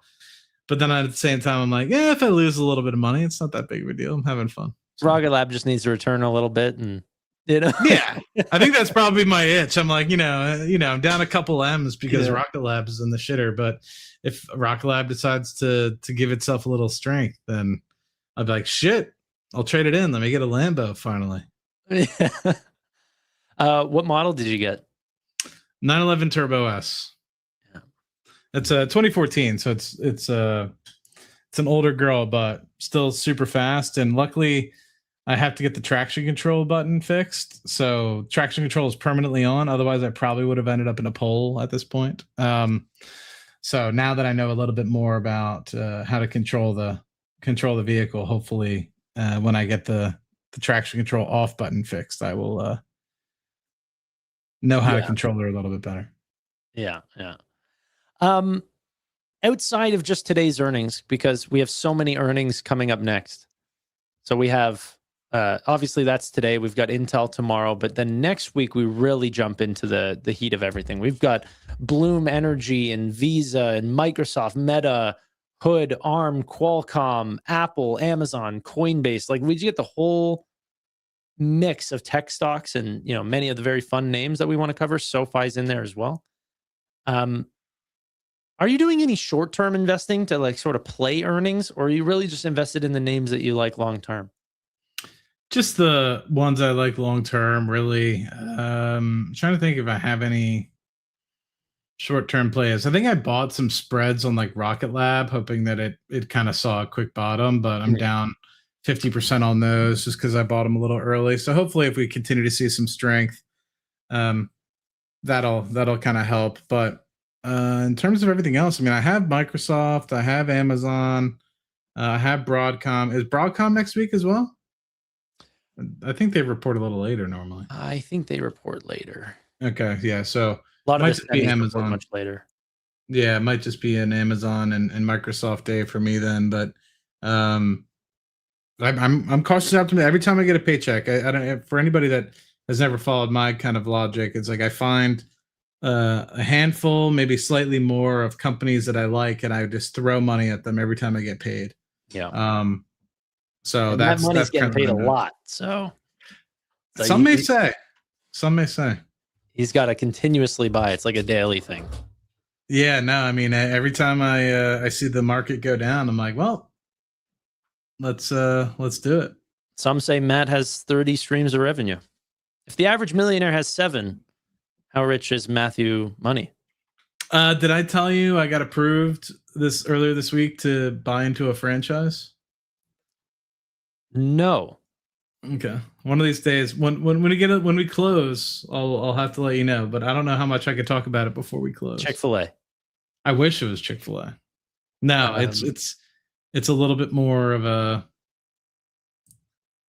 You're gonna be like, oh, that's a franchise. It's interesting. Oh, okay, cool. Yeah, all right. But eventually, I hope to buy like that sort of thing where it's like you've made the money, now you just need to, get the cash flow, if that makes sense. Yeah, so. Yeah. I should have guessed Dutch Bros. Actually, that should have been the first one. Dutch Bros. But that feels like a franchise. This one you're saying. You guys are gonna be like, oh, really? Yeah. You're making it out to be like a Walmart or something. Like, I'm like, oh, you jeez, you do that? If I had Walmart money, then I got way more money than people are thinking. But I'm definitely not a Walmart. But yeah, it's actually pretty crazy buying it at a price to EBITDA of less than 3. Cool, very cool. So you get some debt on there. You pay down the debt pretty quick. You can build some equity value. Use it to buy some more franchises, etc. That'll be fun. We'll see. We will see. How are you But feeling yeah, in the? that's another avenue that I'm trying to take. How are you feeling in the stock draft right now? I'm trying to figure out how the hell to offload SpaceX. I'm telling people, do not let him offload it. How do I do competition. I'm not here to. You look like I hurt your feelings. I'm not here to. No, it's a fake game with fake money. I don't actually want to harm you. I just like. But like that's the thing. Well, I'd had to give somebody my short. We determined that. Oh, did we? Yeah. So afterwards, I chatted with Steve because I was like, oh, well, maybe when I was trying to like maybe hand it off to Amit or Chris or Steve or whomever wants to buy it long. And it's like, no, Steve was driving when he read the message very quickly. He might have been on a stoplight or something. He didn't fully understand what I was asking. So yeah, if I were to trade it, it would have to be to somebody to hold it short, not for it to go long. The only reason why I side with Steve on that is that two people could own both sides of the short. And if you were to flip it, imagine if someone already held a long on SpaceX. Is there now two people holding long SpaceX? Exactly. But yeah, you can still get rid of it on the quarterly balance, and it's the most green name in the entire thing. So like, you're doing unbelievably. It's insane. Yeah, the hope is that it's able to persist, and I think as the lockup starts to really unwind in early August, my hope is that at least kind of stays this cheap until. What is it, mid-September, and then hopefully I can lock her in. So I got 2 months left really to go, 7-8 weeks left to kind of go before I can lock her in. But man, SoFi, I'm cautiously optimistic. SoFi, I'm still surprised that one's been so beaten down. I don't think it's warranted. I still owe Tevis $500. Maybe I'll take him out to dinner when I'm in Toronto. Or maybe I'll ask him. He might defer it to next time we go on a vacation. But bro, you said something about part of the deal was that you had to take SoFi from me again. I haven't even called Tevis about that yet. I had words to say. About what? Sorry, I'm lost. You took SoFi again, and during your speech, whenever you took it, is you said part of the agreement or part of the deal that you had with Tevis was that I had to take SoFi again. Something along those lines. We can have a listen to it. We should. But let me see if I can find it in the stock draft episode. Marshall. Just kidding. Yeah. He's editing right now. He's a good guy. He's the man. best. How are you enjoying the 4-hour streams? Are people enjoying? Put one in the chat if you guys are enjoying having Hot Tanner on for more hours during the day. This guy's a fucking machine. You found it already? Yeah. Well, what? I mean, it's on screen. I could see when you're picking. I guess it was the second thing. Okay. You stole his Microsoft. Yeah, it was what Maddie is on right the there. clock. Okay, let's listen. All right, Maddie, go ahead. I think this one did rather well for me last year, if I recall. And I know a lot of people were upset that I took it right from their hands. And I could already see Tanner tensing up. I am tensing up. Oh my goodness. Is he doing it? He's about to do it. Luckily for me, this stock name, I lost the bet. Although I took this from Tanner, I did lose a bet against Tevis for this one. Oh, so I do still owe Tanner or Tevis $500. Oh my God. SoFi. I'm gonna choose good old SoFi. I think I misheard it. Listening to it back, I think you were talking separately about the 500, and I thought you were saying that you lost a bet, and I had to, and I have to take it. Yeah. But so that's even worse. You took it from me just to take it. Well, I think So in retrospect, I think what I was trying to say was like I went short that it was going to stay below $35 or something by the end of 2025, and it was above that, or maybe it was $25. I don't remember what the bet was, but I lost. But at the same time, I've always been long SoFi at the right price, and it's one of those positions that's been in and out of my portfolio several times over the past several years. Nubank being one of them as well. I would love to add Nubank, and when it was down in the 12s like just a month or two ago, I was like, shit, this is a no-brainer. And then it's been on like a 20% rally since the bottom of that too. So man, I love SoFi. I think it's going to be a steady compounder. If you get in at the right price, you might have this opportunity where institutions want to buy in and bid up the price. But I feel like it's going to be one of those things where it's a bank, you know, like whether or not you call it fintech, a bank or whatever, the thing produces money. So, you know, like it will reduce that sort of volatility at some point. Like there is always going to be a bottom, I think, for SoFi, because at the end of the day, it does make money. So. Yeah. By the way, I just, I don't know what's going on in chat. The chat's going crazy, but I did see a flurry of people sign up for the meetup just now. I think some people are talking about it in chat and some people are pulling the trigger on that. Matt Money is going to be there.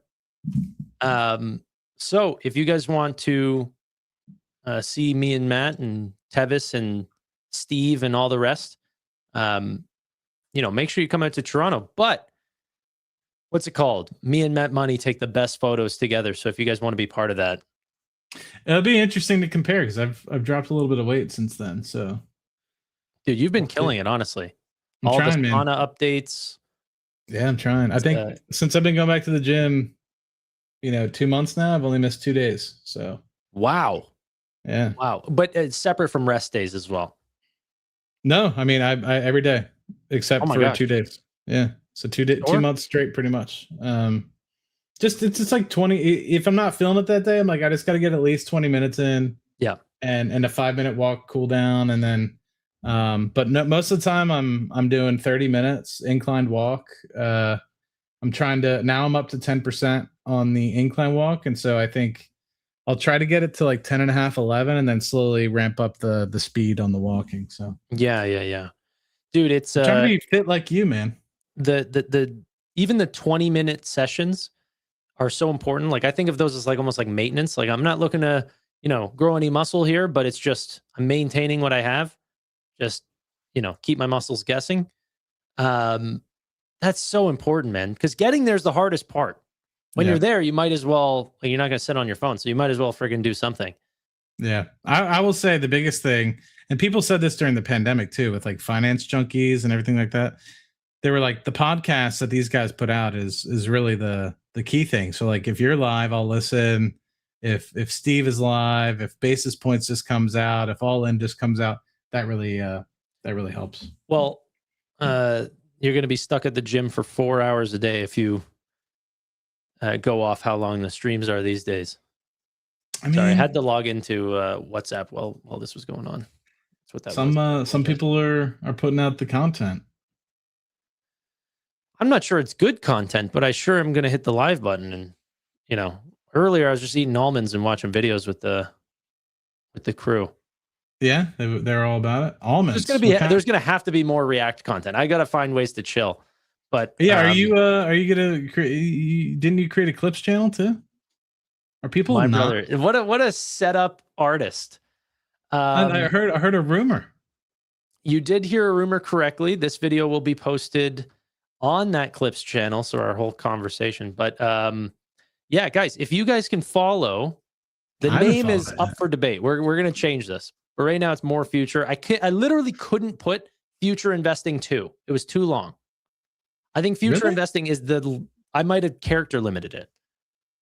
So I got to think of a new name, but the @ is future investing 2. It's going to be the only way that you can find it. So just search this at future investing, or I'll put the link in the description. If you guys can give me a follow, that would be amazing, because there's a big difference between 0 and 1,000 subscribers. You actually get a lot of new features on YouTube, like being able to even post links in the description, which I can't do right now. So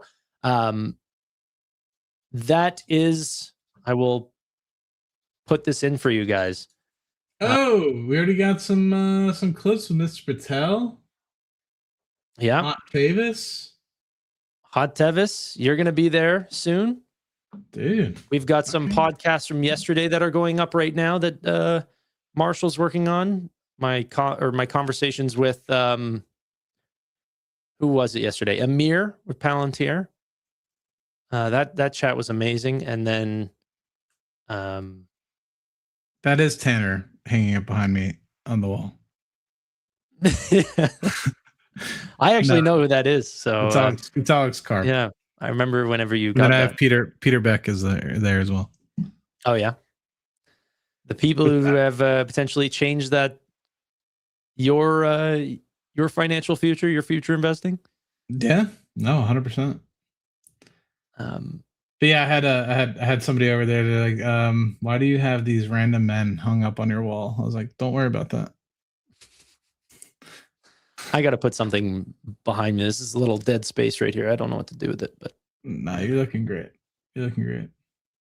I will say, some people are asking about Next Decade, Venture Global. I didn't buy Next Decade in the draft because Steve wanted to keep it to, what was it, the Russell 1000? I forget what it was. Something like that. Yeah.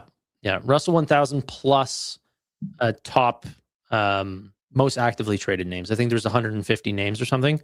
That was also included. So yeah, there was a few where it was like, oh, but it was included last year. Like, can we include? And so I didn't push for that because Next would have been in there as well. But yeah. So I broke the rules twice. Put ASML and Melly, which were in last year. I didn't know that you wanted a name from last year, though. I absolutely would have allowed you to do that. Should be in there. Like, so I get why you pushed on that one. Yeah. Are you worried about concentration risk? What does your concentration of your portfolio look like? Not bueno. No? Not bueno. Yeah, I mean, I have a lot of Rocket Lab. It's obviously gotten better because Rocket Lab got cut in half, but and everything else has kind of stayed relatively flat. It's really just Rocket Lab that's taken a huge tumble. So yeah, but technically it's gotten better over the past couple weeks, but I'm still buying. I just got a concentrated risk about Symbotic. I just got a thing here really quick. UBS and JP Morgan note that elevated Google CapEx expectations of 325 to 375 billion versus wait, what? There's no way. Versus the street that say 250 billion. Dude, if they come out with 350, the stock is going down. Buy side bars for CapEx are very elevated, 325 to 375 billion. What? There's no way. Oh, the stock is not happy with that. Is it reacting already? I mean, it's down like 0.8% from earlier in the day. Oh my gosh. An hour, 15, hour and 30 minutes ago. This news was from 6 minutes ago. So I think this is the most recent. Okay, so maybe it's... Oh, and we're getting to pull a little bit of a rally off that. I don't know if Bloomberg got it earlier, but... Dude. I don't know. Are you buying much? What's the deal these days? I got no cash. I've got no cash. I bought Nebius, CoreWeave, and Palantir most recently. All kind of high beta names, but that's how I play. Not like you though. I mean, your names are so risky. Just so you guys know, Matt pitched me on Rocket Lab at like $4. It's a live stream. You can go back and see it. I didn't People take him thought up it was on insane, bro. Like Amit was just like, "Are you sure you want to put this out?" And I was like, "Yeah." Yeah. I think, what was that, October 2023? It was around the same time that Amit did his, so I could find it. What does it say? October 23rd, 2023. You nailed it. How did you know that? Because I think I remember Amit doing it around the same time. What does it say? I don't know, man. It's going to take us to the promised land. Going to take us to the promised land. Bending spoons? You into that? I'm not following that. Well, I'm tracking it, but I'm not following it. This is just, This is my stock market watch list. I don't own all these names. I'm not always right, guys. I've lost money in the past. I thought Wish was going to do well. That was a nice $50,000 loss. Yeah, he was right. I just hated how much cash burn there was. On Rocket Lab or Wish? Tons of dilution. It just looked like investors were just funding Peter Beck's science project. I was like, where do you make money? Like, and then it all comes together, you know? Yeah. But I don't think that was easy for me to spot, and I don't think I'm going to spot every winner. You know, no, Matt understood it. You don't need to. I mean, to me, it's like anything space. I think Rocket Lab will. I think people are not thinking about it in the right way, and it took me a while to think about it in the right way as well. So I get it. It's complex. You assume it's just going to be launch and call it a day, but it's defense. It's communication. It's exploration. It's a whole bunch of different things. Yeah, exactly. So you're not buying anything new. Earnings, I think it's likely going to be mostly beats here. Doesn't mean that the stocks are going to go up. I think maybe we get a little different feeling. But I'm curious if you share that sentiment that, earnings beats are going to happen, but yet maybe Google doesn't run because CapEx estimates are in the 300 billions or something. Like, maybe if we that, see something if that like that happens, I find it hard to believe if they really are, and if Microsoft matches that intensity, I find it very hard that this will be a quarter. $250 Nvidia bet. Yeah, I don't know. But yeah, are you you're not de-risking because a large portion of your portfolio? I know you said you would try to trim if it continues to get more aggressive, but so far it's been kind of behaved since you made that statement, and plus or minus 10% here or there, right? But so have you actually done a lot of trimming or not so much because it hasn't really grown? I've not trimmed since buying Nebius. The reason is I think that the estimates have blown me away. And so I've kind of been breaking a little bit of my rules in terms of like, instead of trimming NVIDIA whenever it was at like 235 and stuff, instead I was writing covered calls. I was writing covered calls north of 220 and just decided to make a lot of money there rather than trimming to invest elsewhere. And honestly, I think that's like, if I would have rotated it into Nebius or CoreWeave or any of the other names that I would have put more and more money into, those names are all way down as well. And in fact, for my really AI focused portfolio and fintech focused portfolio, NVIDIA has been honestly pretty like level. Like it has not seen the massive sell-offs that many of these names have. But yeah. Nate in chat saying, are you guys covering earnings? I'm not going all the way to earnings. I'm actually jumping on, joining Amit. I'll be streaming it here, but ending this stream at around 3:40 and jumping on that one at 3:45. So I will be streaming it, but with some of the guys. Matt, are you joining us on that? I wish. I probably, as much as I would love to, I probably should actually do some work. Man, work's overrated. One of these days, I'll make enough money where I can be like you. I said, yeah. Yeah, I don't know. I'm not buying Rocket Lab here. Yes, it's work-life balance, right? Like, I've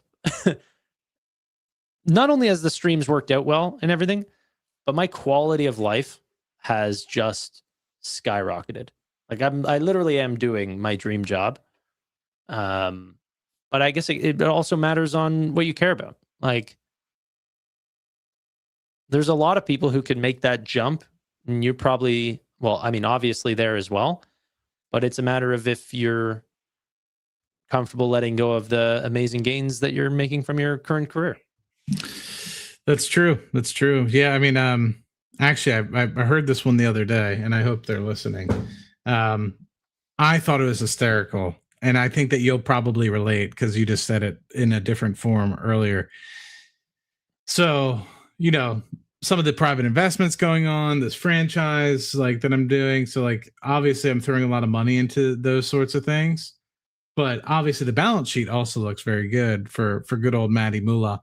So I heard this one the other day and it clicked for me. I thought it was hysterical. So I'm going to use it from now on. Yeah. But the statement was the balance sheet is strong, but the cash flow is poor at the moment. So I'm gonna keep using that one. I think that one's pretty good.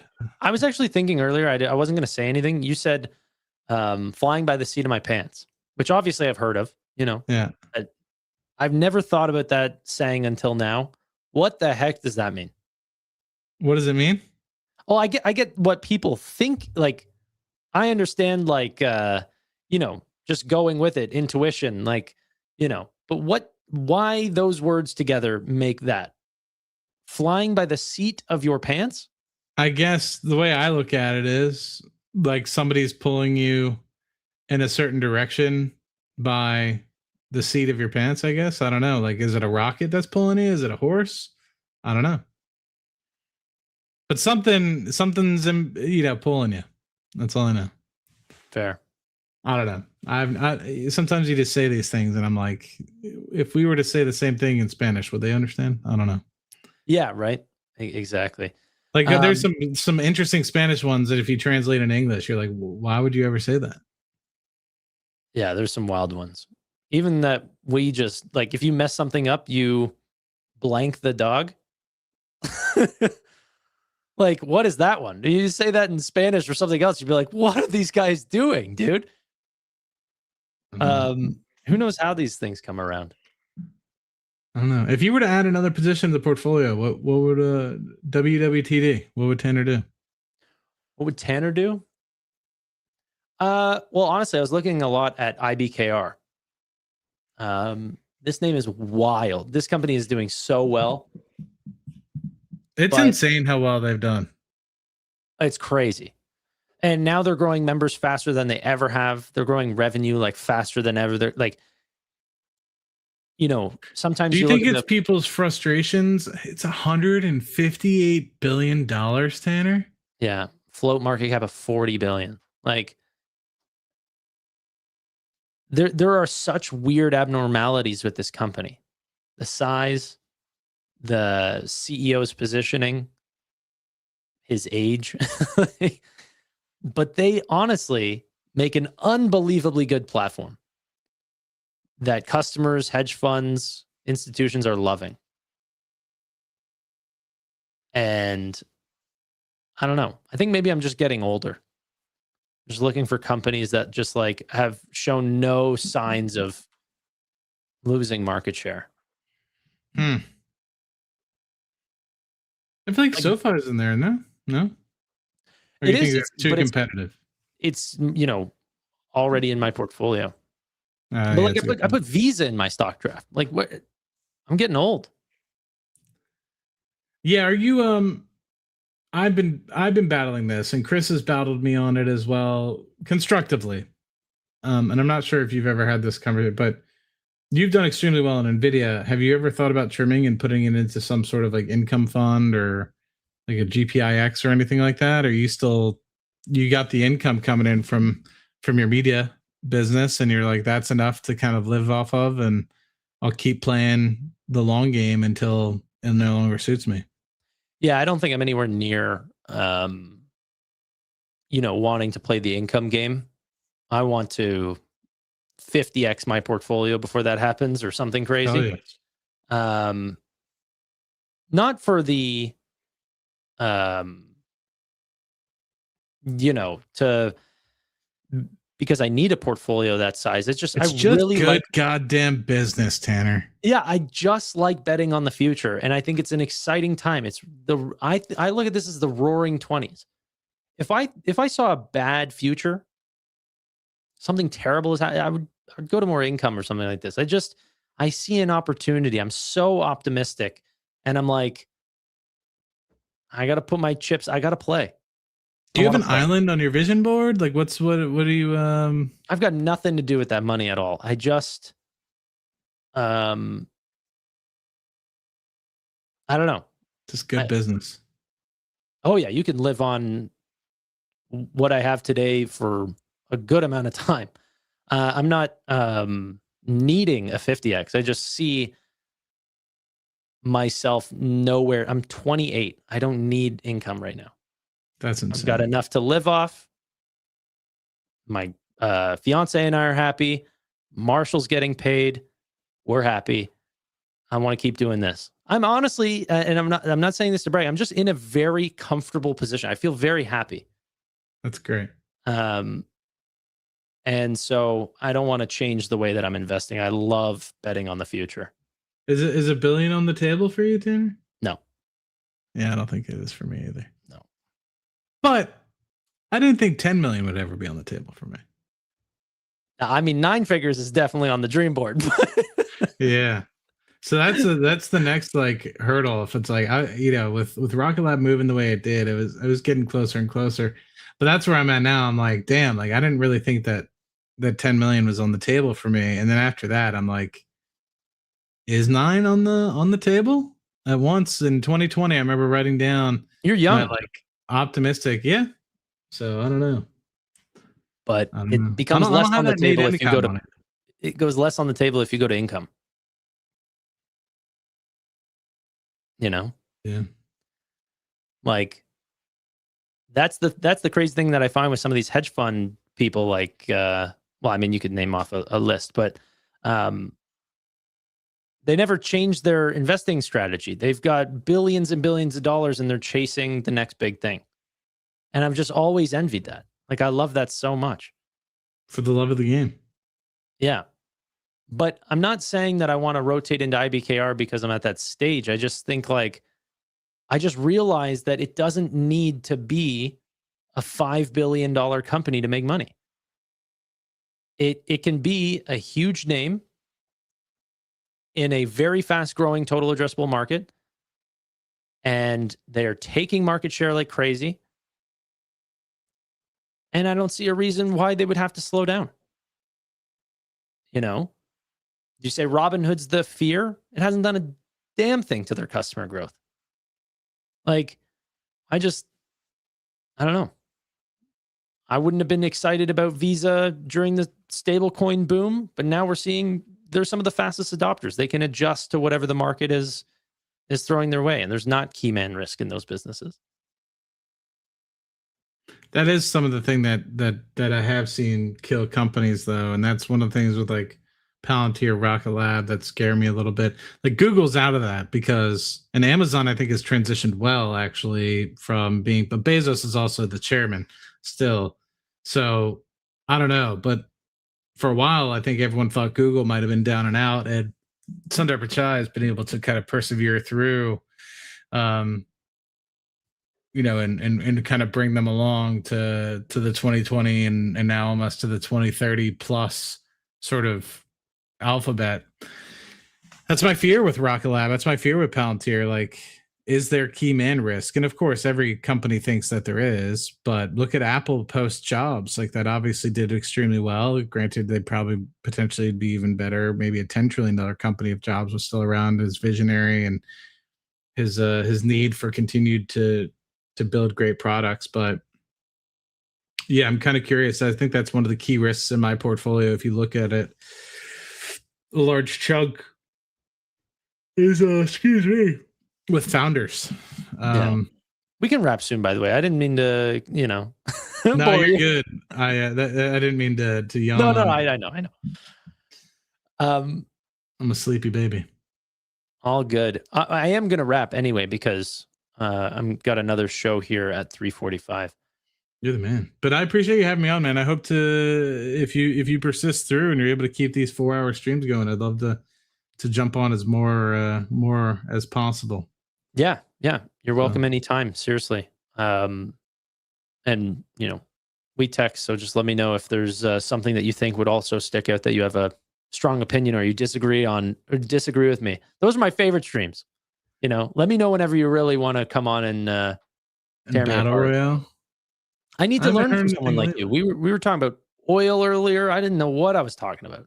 I still don't know what I'm talking about. I've been working on it for 13 years. Right. But only 187 on future investing too. I don't know who I got to bribe or chase down.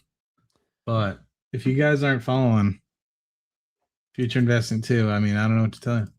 Yeah, it's I got to put it in the description and everything. I got to really bump up my my Was way. this a brainchild of you or Marshall or both? Let's say both. Hot Marshall. Working for that pay. Yeah. Guys, go to the more future investing, but literally don't type that in. Type this in at future investing too. That's how you're going to find it. Yeah, 200 before I leave. I'll put the link in the description. The show is over, so you might as well go and subscribe. Obviously, there's these videos right here, but there's going to be anytime. This is the most important part. I interviewed Dan Ives recently, but it wasn't on my channel. It was on someone else's channel. And I wasn't going to put it on my main channel.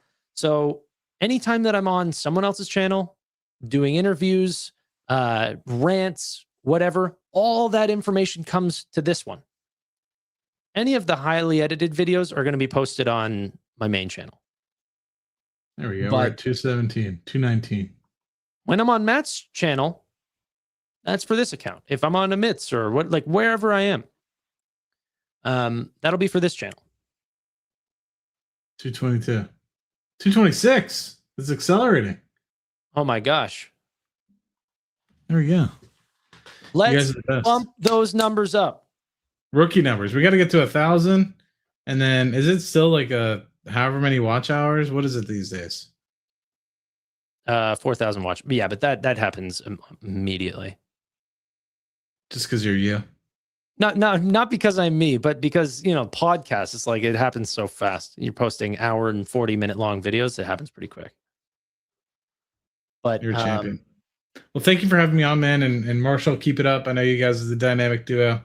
I will if I hear anything or see anything where I'm like, I need to battle royale this guy. But what about oil? What are you confused about? I don't remember, dude. My head's cooked. I don't know. You're the We're man. running on fumes right now.